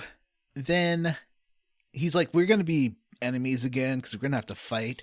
But also, Yeah. Rico's arm is injured. A plot point they point out many times that doesn't go anywhere. His injured arm has nothing to do with anything that happens in the rest of this chunker. But Faye keeps being like, is he going to be able to fight with an arm that injured? Yeah. They're very concerned about his arm. Yeah. And meanwhile, Satan decides to Titan. check in with Emperor Kane, who's not the top level. I guess he's like a mid-level manager of evil. Is this the gold Yeah. face guy? I thought this guy was the emperor. Is he Yeah, not but the doesn't big it seem boss? like he's taking orders from the brain guys? I thought they took orders from him, but maybe I'm wrong. I don't know. I mean, you might be I don't know. right. You've done more research into the lore of this than I have. I've tried. I Guys. read one wiki article Guys. and I want to close the window. I want Yeah. to interrupt you with some important breaking news. Ooh, I just ordered some Five Guys for myself. nice. Oh. I like Five Guys. I'm gonna make you watch me eat it on camera. Who could not like Five Guys? What's not to like? It's the best burger. Better than In-N-Out? Yes. Better I like than the giant bag of fries that it comes with. Yeah, big old, like, just basically dripping with grease. Yeah. If the paper turns clear, it's the window Yeah. to weight gain. I always get the small fries, and it is just It has like half a bag. It's like half a bag. It's only $1 difference, but like, why pay the extra $1 for a bunch of fries I'm not gonna eat? Yeah. All right, anyway, So, long fingers, Chewbacca. Yeah. We're with Emperor guy. Emperor Kane whoever he is. is talking. He's like, why is... Okay, Matt, I'm going to say it right. Has Faye turned into Super Saiyan Faye? And... Isn't Faye blacking out when he goes Super Saiyan? yeah. That's why the Emperor's asking Satan, who I guess is like monitoring him. Yeah, Satan's a And- bad guy. Yeah. And the then he's like, oh, and we've decided we're going to purge Kislev. So that's why I thought Emperor was taking orders, because Oh no! It says here in this wiki article that Cain was the manager of the Gazel Ministry. okay, and those Gazel ministers are the brain guys. Those are the brain guys. Yes. Okay, so he's their manager. And Yeah. but I guess they came up with the decision because they were the ones that decided to blow up Kislev, and that's what they're going to do. They're going to. They're like, if you blow up the reactor, that'll be great. It'll get rid of all our problems, and it's time for a lamb purge. Anyways, they're getting uppity. He's just a middle manager. Kane's just a middle manager who like processes their invoices. Yep. This stuff is so confusing though because time they off requests. insist on calling them. They still insist on calling them surface dwellers, even though this just all confuses the shit out of me. Well, because they're on the It's bad they're in translation. the air. I want to make it clear. This is bad. This is bad. This is a translation thing.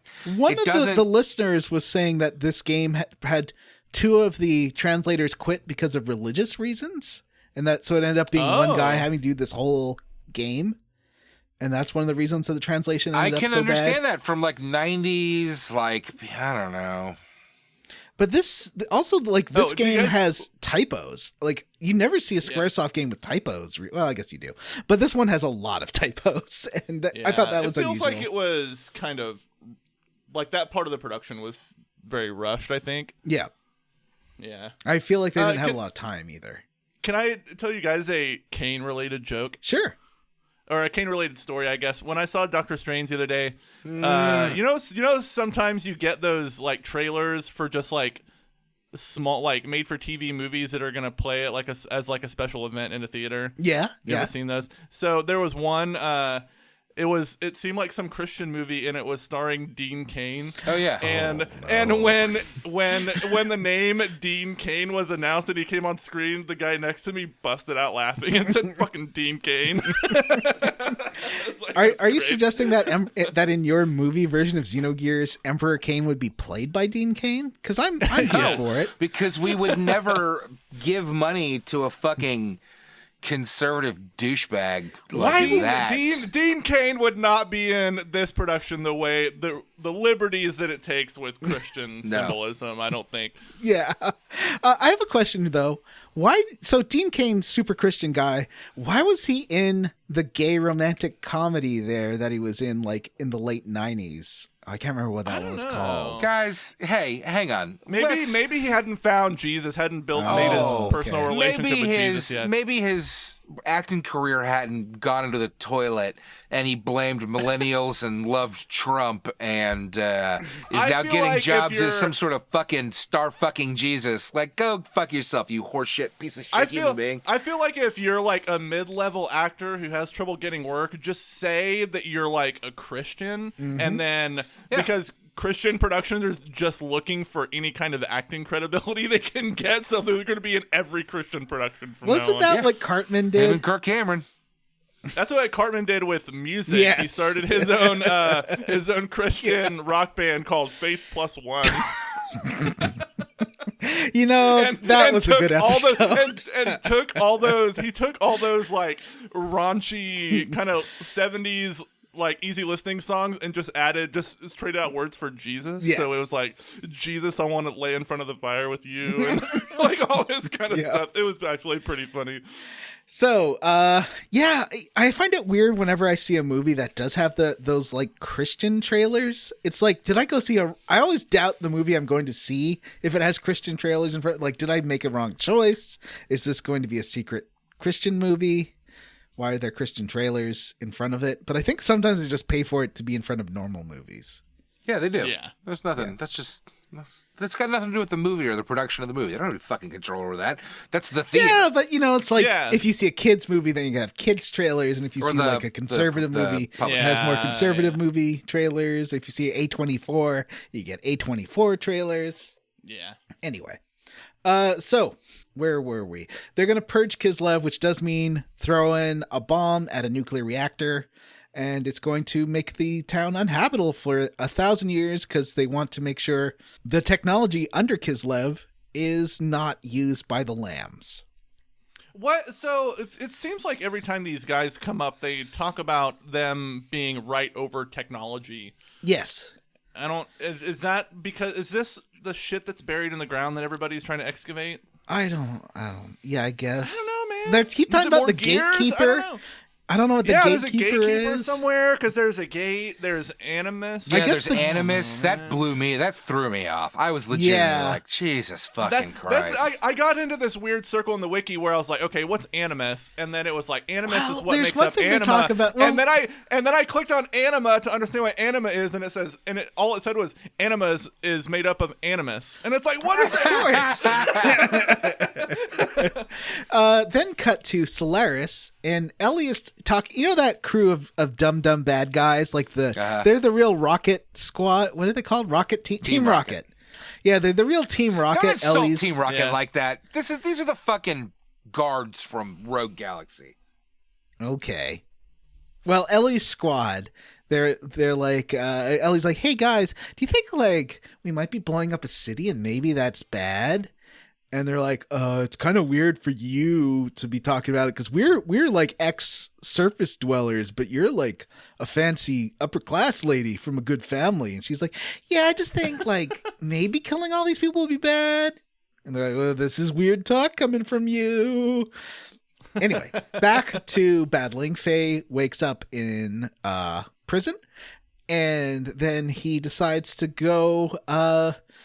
Him and the Rat Man Hammer are looking at upgrading the mech because they know that Rico is super strong and they want to be able to beat Rico. And then Wise Man shows up, who you remember is the strange masked man who brought Faye to Lehan at the beginning of the game. And he shows up and he actually gives some information instead of being cryptic this time. He's like, oh yeah, your dad asked me to take care of you because something bad happens. Your dad's living up in... And I don't even I'm not going to derail you. No, I just want to fine. say, as this guy explains things, you really start to wonder why he's being so cryptic and not just telling you what's going on. He's not hiding anything. No. What's the fucking deal?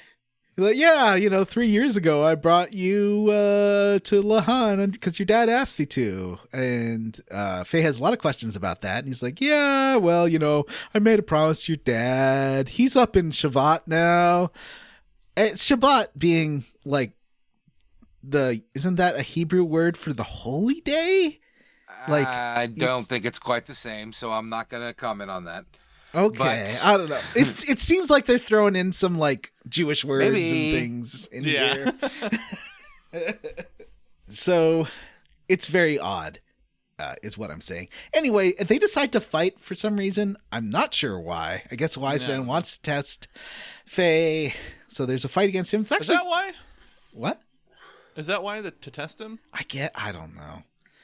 They're fighting. They fight. They're fatting. The main point that Wise Man's trying to make is that he won't win against Rico through upgrades. It's something else that he has to get to make his mech super powerful, and it's not better technology. He's balls. very vague about it, but I think he Yeah. means like that he's got to get his Super Saiyan power, like ratchet it up to level 9,000. He's got to really tone up his balls. Yeah. Get his balls nicely moisturized, toned, and what's the de-smeller called? Deodorized. Deodorant, yeah. I found a bottle of my favorite cologne for very cheap. It was only 1 fluid ounce, and someone, I think Artie said, hey, how, that's not going to last you. It's like, how long? I mean, 1 spray. I'm not. I do the Queer Eye spray and walk away thing, right? I spray into the air and then walk through it. Yeah, like That's gonna last me a couple months. Up until like a couple years ago, I had cologne that I had gotten like in high school. Like it takes forever to go through a thing of cologne, man. Yeah, you just spray and walk away. You aren't like putting it on you. You put it in the Also, air. Are you a daily cologne wearer? If I leave the house, Really? You'll just throw on some cologne? yeah, like a little Is bit. it?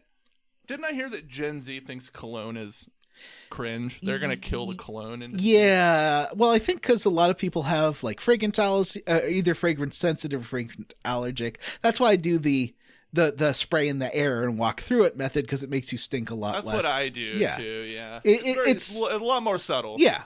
Basically, if someone's more than a couple of feet away from you, they shouldn't be able to smell you. Just as a politeness thing. And so then Faye does his finals round for the battling tournament, which is still going on. And he's about ready to he defeats a really cool, there's like a cool silver guy that looks really neat. The silver guy does look neat. That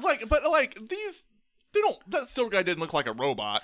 No, he looked like a like a cartoon. Yeah, or like a T-1000 who was a robot. Yeah, he looked like the Silver Surfer. Yeah. So but there was some cool like texture reflections on him that looked pretty nice. So that was a great looking boss. So you beat them up in the fighting game style thing. And then I was like, okay, now the game's really been prepping this whole Rico fight. And then the lady's like, oh yeah, so Rico, like his mech went haywire and ran into the stands. And so it's called off. You're the champion. Congrats. So you don't fight Rico after all? For some reason? ? And then you are declared champion. Your bomb collar is removed. Hammer's like, hey, this means my bomb collar is going to be removed. He's super happy about that. And then Rico shows up and is like, hey, meet me in the Capitol later. I want to talk to you about something. And Hammer's like, meet me at the Wildcats bar in A block. I want to talk to you about something. So what to do. You go to the Capitol building and make your way through there. There's some treasure you can get through that's another mini game, the crane puzzle. There is a UFO catcher style crane puzzle as well. I did not spend any time on this. I did. I got it. It took a little while, but you then go to the president's room. Okay, so there's Sigurd, who's the guy on Yggdrasil, and then there's Sigmund, who's the president of Kislev, who's got the big organ. Big organ. He does have a big organ. And there is a couple of cutscenes to him like playing. There's some good music in this game sometimes there's very bad music. I like that one track they do which has like random samples of someone talking about attacks that plays in the background, like you're under attack. It's part of like the boss music. I really like that. So you go to the Capitol building, you get to near the president's chamber. You're allowed in. The president's like wants to meet the battler, I guess.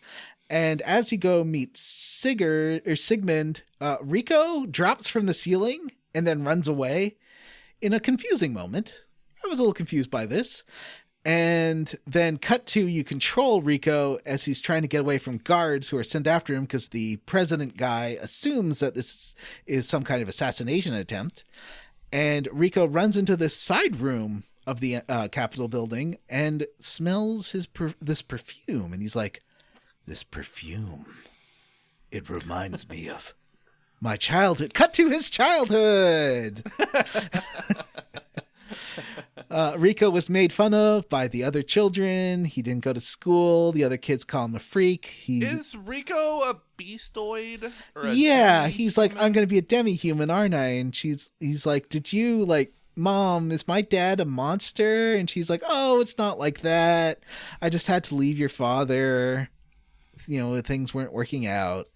And this room that he gets into is locked by some kind of DNA lock, but he can get in. And apparently only relatives of the president can get into this room, Jim. Oh. But they say, it must have been a malfunction. And definitely not that Rico is secretly son of President Sigurd. Definitely not that. Why? Does the game need this? It doesn't really need to flash back to the childhood of the character we just got. No. But, hey, it's backstory. So his mom, we get to see his mom hide the secret of who his father is and then die. She dies. Oh. She had a cough. It turned bad. Coughs are bad. It's a Disney situation. Yep. Then Sigmund's like, hey, by the way, could you help like join Kislev? Because things are bad and we need your help. And Faye's like, I don't like mechs. I don't like fighting. I don't want to do that. Yeah. So that's that. Then we go into A block and you run into Hammer immediately, who wants to talk to you all about stealing Faye's gear, which Satan decides is what they need to do next to get Waytal back from the Kislev army. And Faye's like, sure, this is a great idea, but we shouldn't be talking about stealing it in front of these guards right here. And Hammer's like, why? What's wrong with talking about going into the base and stealing these mechs? I don't get it. And then you jump into a lady's chimney. And the chimney that you jump into happens to be the lady doctor from before. She says she'll help you out, and she chides Satan for being there because she's like, you're supposed to be helping out D Block, and you're here doing adventures. What are you doing? What's wrong with you? Go do your job. And he's like, could you do my job?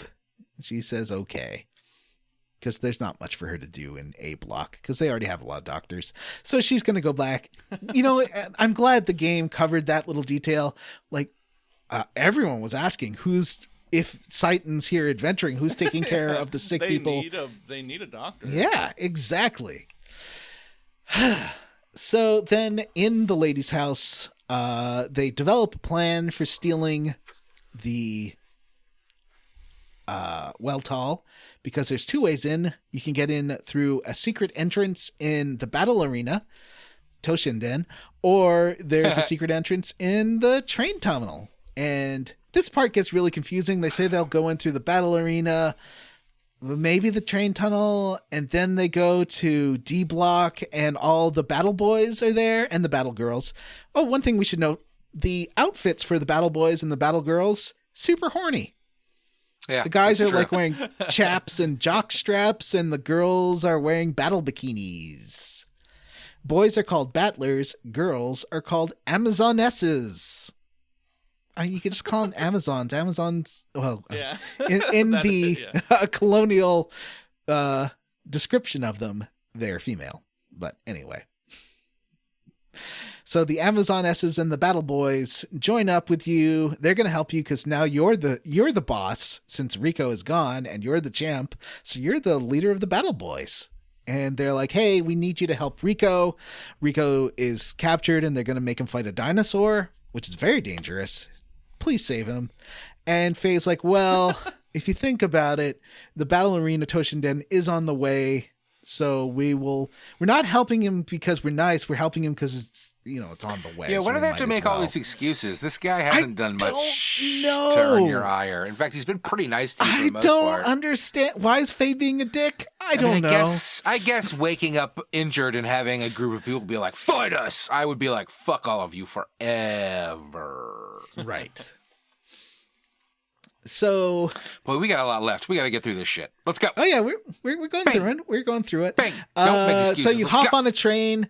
The train randomly starts falling apart for literally no reason. There's no explanation why the train starts collapsing as soon as you jump on it, but It's it an old does. train.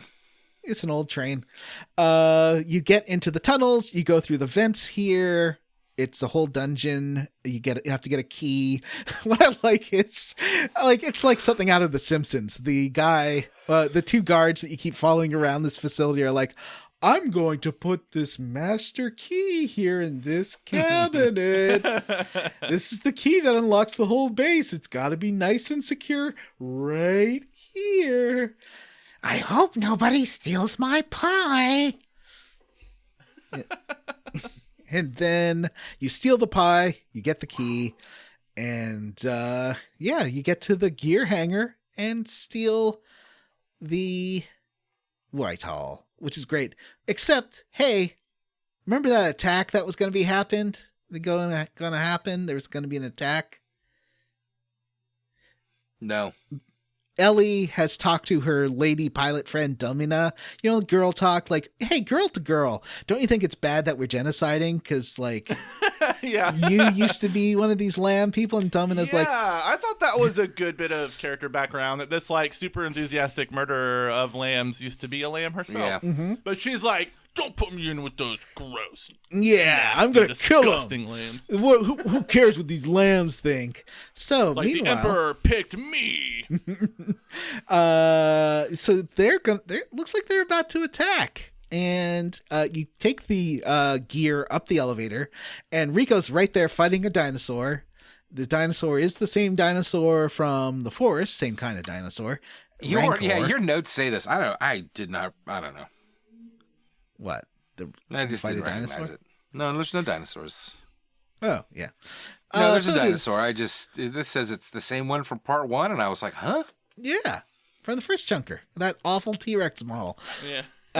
So you save Rico, but just then Kislev is under attack. There is a ship that is going to, like, dive bomb and just run into the reactor.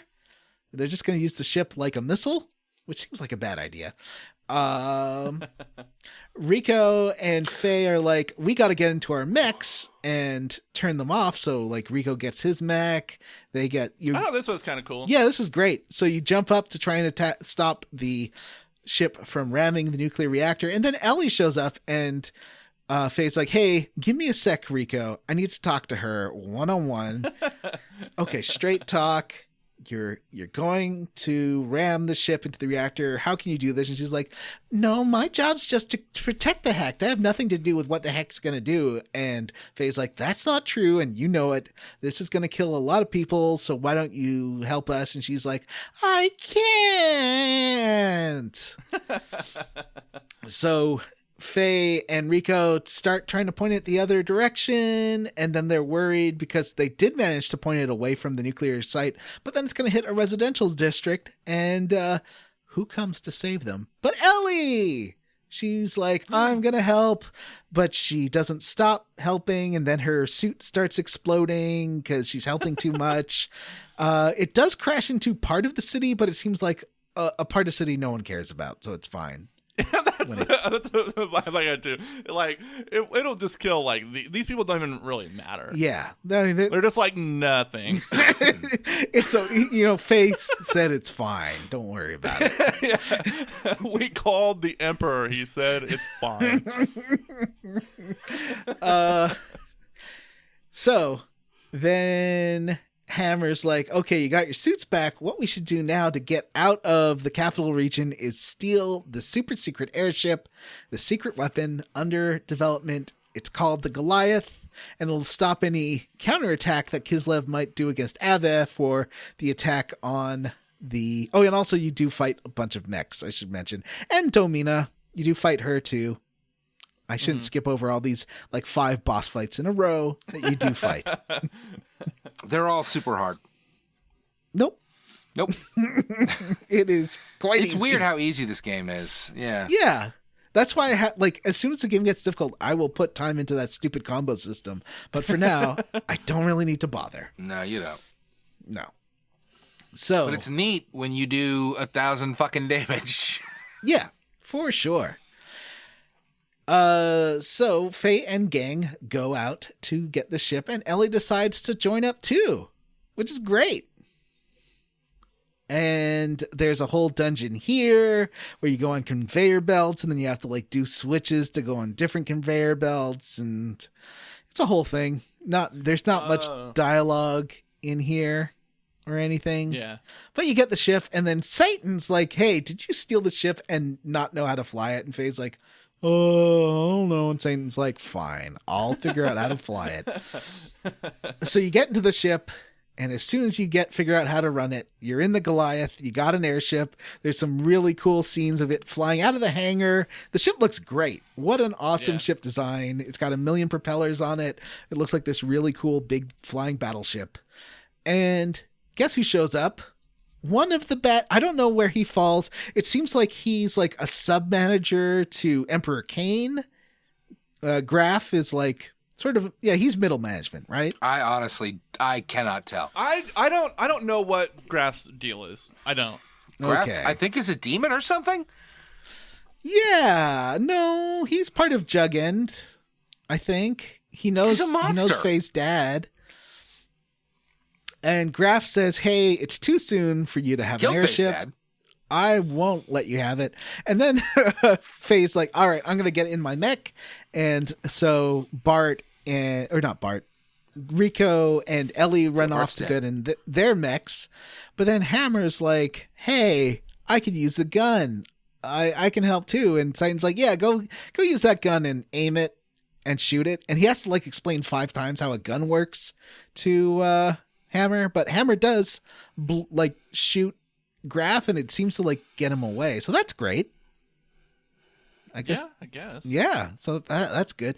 I guess this ship has a gatekeeping device on it.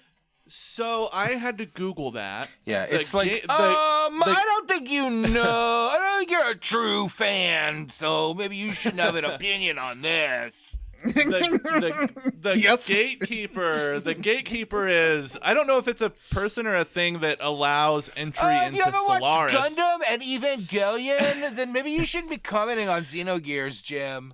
Oh, is that That's like that Matt, guy who told that's me? like Matt and Vanessa during my level up. Jim doesn't like comics enough to go see Doctor Strange in theaters. About your Wow. love or dislike of comics. That had nothing You're to do not with even you're not even in our Marvel group. You're not even in our You Marvel can't group. see it.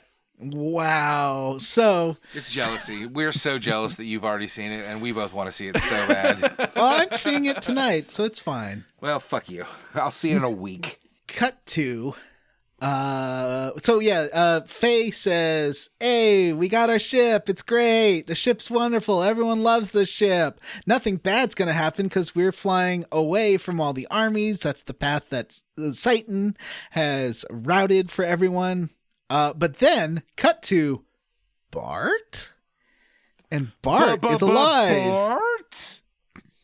And Maison Bart's is my alive, favorite character and in this game, so I'm glad that he's alive. I mean, he was Friends- obviously we knew he was alive, but Franz the dolphin is alive, Maison is alive, and Sigurd is alive. okay, you could have And just they're said on- everyone's alive, and it would have been fine. A duplicate of the Idrisil called the Idrisil 2.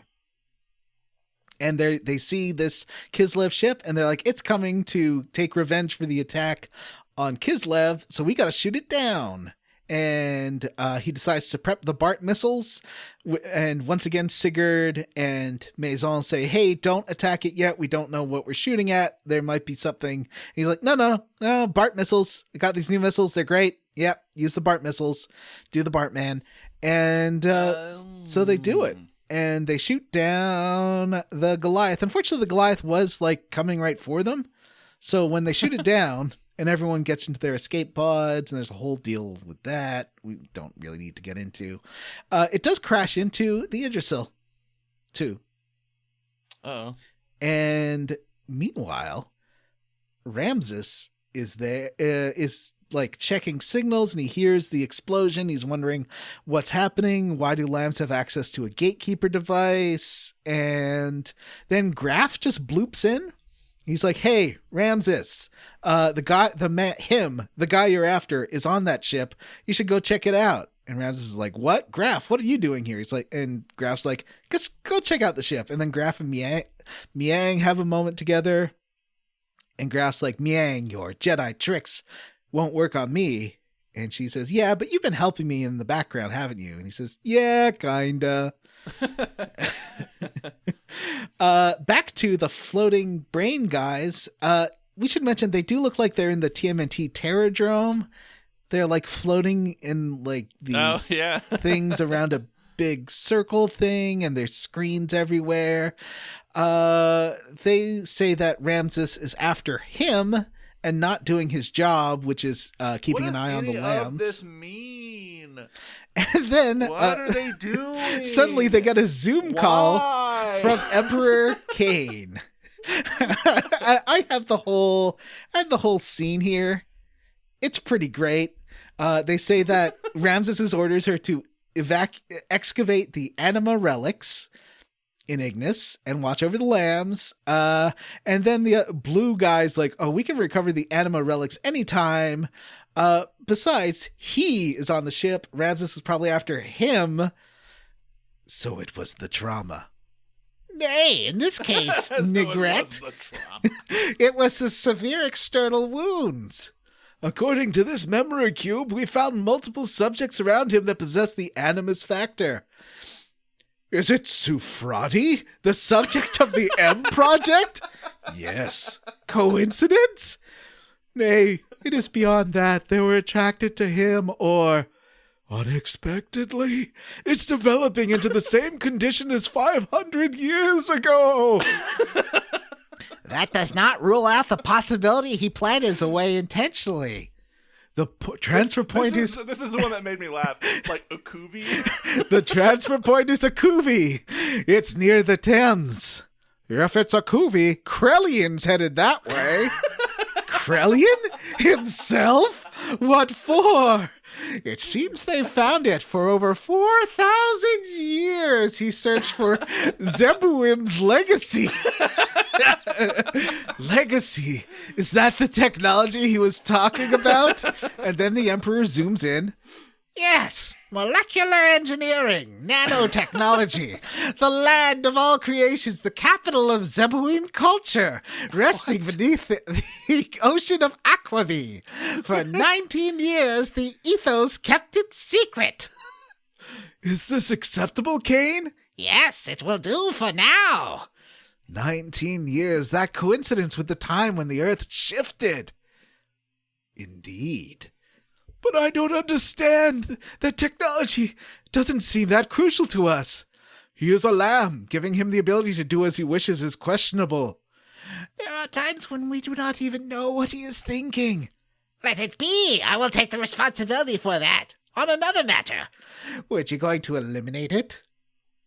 It just be chance. It probably is the location, or the probable location is Ignis.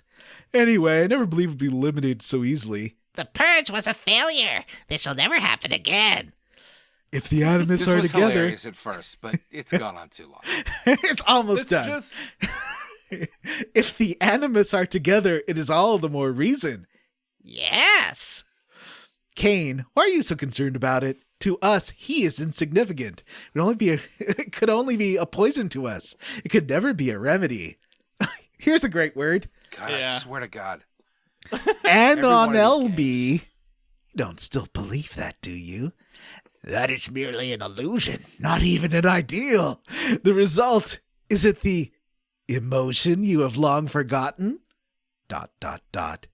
Kane, we are gods. What is this? It's fucking, I don't know. It's word salad. It's word salad. It's bad writing is what it is. It's great. Cut to Ellie wakes up after being knocked out. She's on a floating barge. Faye has found some food and rations. Ellie is worried about the others. Faye's like, oh, they're probably fine. Cut to the Idrisil 2. Everyone's fine. This is the second Idrisil, which was stored away by Bart's dad and has some weird technology. Seitan's like, yeah, who knows about this ship? It's probably like ancient. It wasn't built by your dad. It was just something he found. And Bart's a little worried by the weird logo on the ship. He's like, that's not the Fatima logo. It's not the, I can't remember. Abed logo. It's something else. And then Bart's like, oh yeah, hey, I'm Bart. This is hi Rico. And Seitan's like, oh yeah, I guess this means that Bart shot down our ship. Rico then does do a Blanca attack on Bart. He electrocutes him. Yep. Cut to the barge. Faye's catching some fish. Ellie doesn't want to eat it. They see a big orange UFO. And it's like a big city. It's like a big UFO city. And it's not Solaris. It's Shavat, where Faye's dad lives. And then back on the Idrisil, you have to do an apology tour as Bart and say sorry to everybody that was on the ship you shot down. And Rico's like, yeah, I don't care about that. I'm more excited by how awesome you are at mechs. Let's be friends. And so they become friends. Back on the floating barge, Faye and Ellie they have a long talk. It's a real Kingdom Heartsy kind of talk about how they're being pulled around by fate. And they're like sitting up and looking at the stars. It reminds you a lot of like something that the girl and the boy do in that series. Right? Wait, what? I don't know. It's like Kingdom Heartsy, looking at the sky and talking about fate and They stuff. share a Palpu fruit. Yeah, they Yeah, share exactly. Except Binds that them it's a together ration forever. that Faye only eats to humor Ellie. And they both talk about how sometimes they do good because it's selfish, the reason they're doing good. They're only doing it to feel better and make friends. And Ellie's like, yeah, but that's fine. Like, don't worry about it. That's what everyone does. And the next day, they're picked up by a tanker. It's the Thames, which means the end of this chunker. Oh, thank God. Woohoo! That's Is this it. it for this season? Can we be done? I'm sick of this fucking game. I'm kind of excited for I really want to understand what's happening in the game. I don't know if it's possible because it seems like kind of underwritten, but I'm curious. What's an animus? What's an NNLB?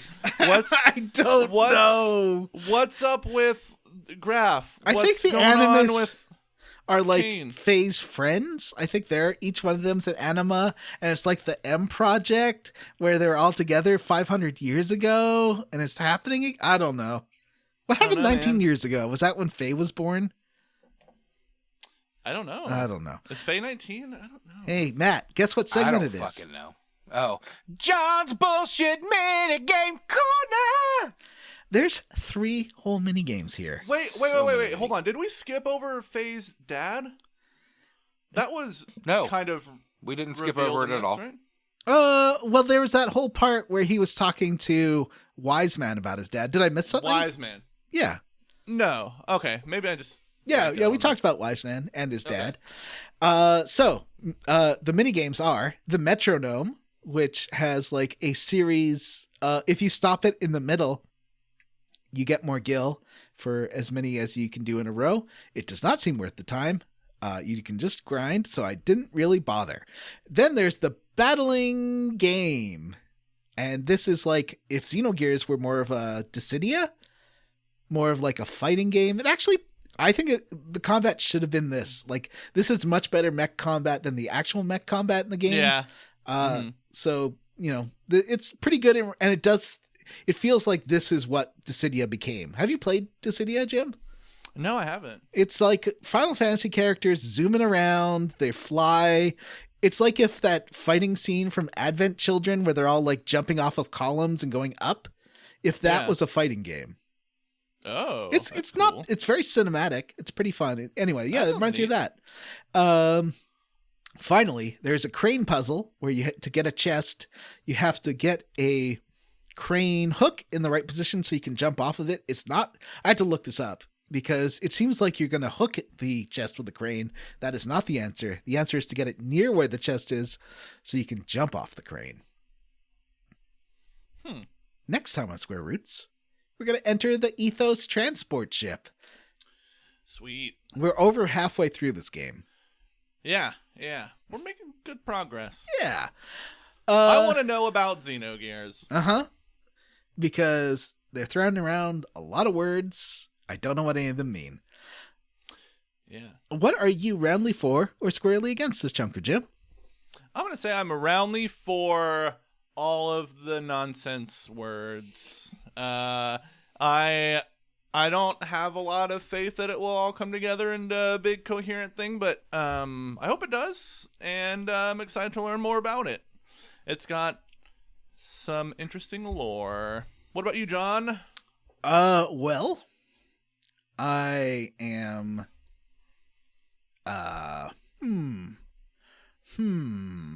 yeah, I'll say I'm roundly for the mech battling. It doesn't feel finished, the mech battle system, but I think that it's a better version of the mech combat than the main game mech combat, but it's pretty fun.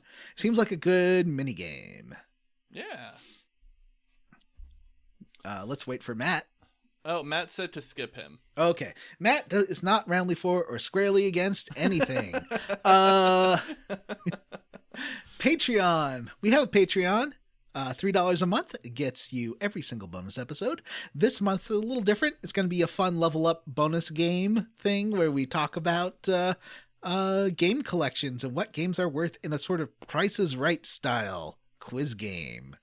It'll be fun. Oh, that sounds fun. Yeah. And also, for $5 a month, you get to vote. And in a few weeks, probably 4 more weeks, 3 or 2 more weeks, we'll put up another bracket or something. I don't know. We'll do something fun. We'll have to figure out what the theme will be. Maybe the theme will be good games we all want to play. Yeah, that would be nice for once.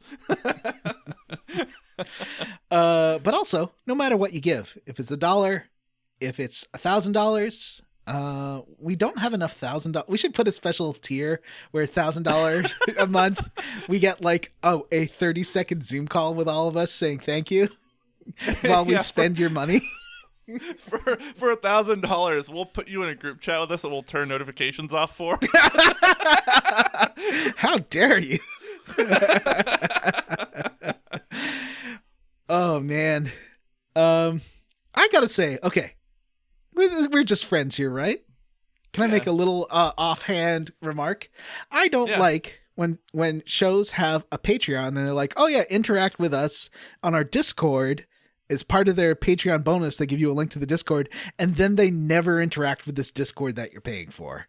Are you saying that as someone who tries to interact with Patreon people through Discord? No. I am on a Patreon. I'm a paid subscriber. I won't say what product it is that I have a Patreon for, but one thing they keep plugging is talk to us on the Discord. They say it every time they plug the Patreon. They're never on the Discord. Why bother? Yeah. That's funny. Yeah. It seems like a weird choice. Anyway, just so Matt and I, and sometimes Jim pop up on the Discord. So you might, but it's not part of the Patreon. You can just ask us for the link. We'll send it to you. Don't worry about it. Yeah. We're all on Facebook too if you want to check us out there. Okay. I'd like to thank, for $1 or more, we thank every patron. It just takes us a little while. But today I'd like to thank Hudson Roth, Dylan Rowe, Justin Rash, Vanessa's Gold Taco Bell PS5, Nick, Wedgecoon, General Hux versus Adam from Bachelorette, Mostly Rational Person, Inia Mazzini, Seth G, Jim. Oh my God, did you see Ben's hat? Kristen Ingram. And I would like to thank Ron, Joseph, David Green, Metal Gear Solid 1 in 2021, Keysby Knight, Christian Go, Andy M, Race Jenkins, Nathan Poirot, Amanda Douglas, Remaster Xenogears with no pun in it, Jesse's Mom's Pizza. Would also like to thank Cameron Shoei, Aaron Zelda 2 is underrated little, Lex Averial, D Jethro, Armin Hammer, Anthony Cruz, Justin Ham, Esteban Gonzalez, Chief Hazard built a Go-Go Gadget propeller beanie, friend of DeSoto Aaron O'Toole, Tree Diddy, and no pithy profile name this week. I'm on break. Well, I'd like to also thank Megan Sullivan, Adam Sean Gonzalez, Dr. Fine, say everyone's name, Fresh Eyes, Sergeant Spaghetti, Butts on Parade, Gage La Cher Ite. Oh, La Charity, sorry. La Charity. I'm not pronouncing it the way he's telling me to pronounce it. It's La Charity. I'm Hawk's mom, and this is my favorite podcast in Kirkwall. Eric Pidcaveni, Eric Garvey, Stephen Paget. Is a Diva Cup just a product that ladies can use for peeing easier? Is that what Diva? No, I'm thinking of the other thing. Right. Anyway. It's like a menstrual thing. Right. My battery is low. Rolled Earth likes big boats. They cannot lie. 0_0_0. Dovahkiin's Discount Dragon Barn. Grayson and Mathusela Jorgensen. All right, everyone. Well, that's it for this episode of Square Roots. If you'd like to send us an email to have read on the air, our email address is squarerootspodcast@gmail.com. Like I mentioned before, we do have a Facebook group that we're all pretty active in. That's the Square Roots podcast group for smart, cool, very attractive people. Or you can find us on Twitter @SquareRootsPod. Please rate, review, and subscribe on iTunes, Ghana, or wherever you listen to podcasts. And thanks to Stephen Morris for our Square Roots theme. You can find Stephen on Twitter as Beige on Beige and on YouTube. Links in the show notes. And hey, if you're on Spotify and want to hear all our old episodes, go to squareroots.libsyn.com or on our Square Roots RSS feed. For Square Roots, I'm Matthew Jim Van Banks. Zandt. I'm Johnny Brandon. Bye. I was here the whole time. Bye.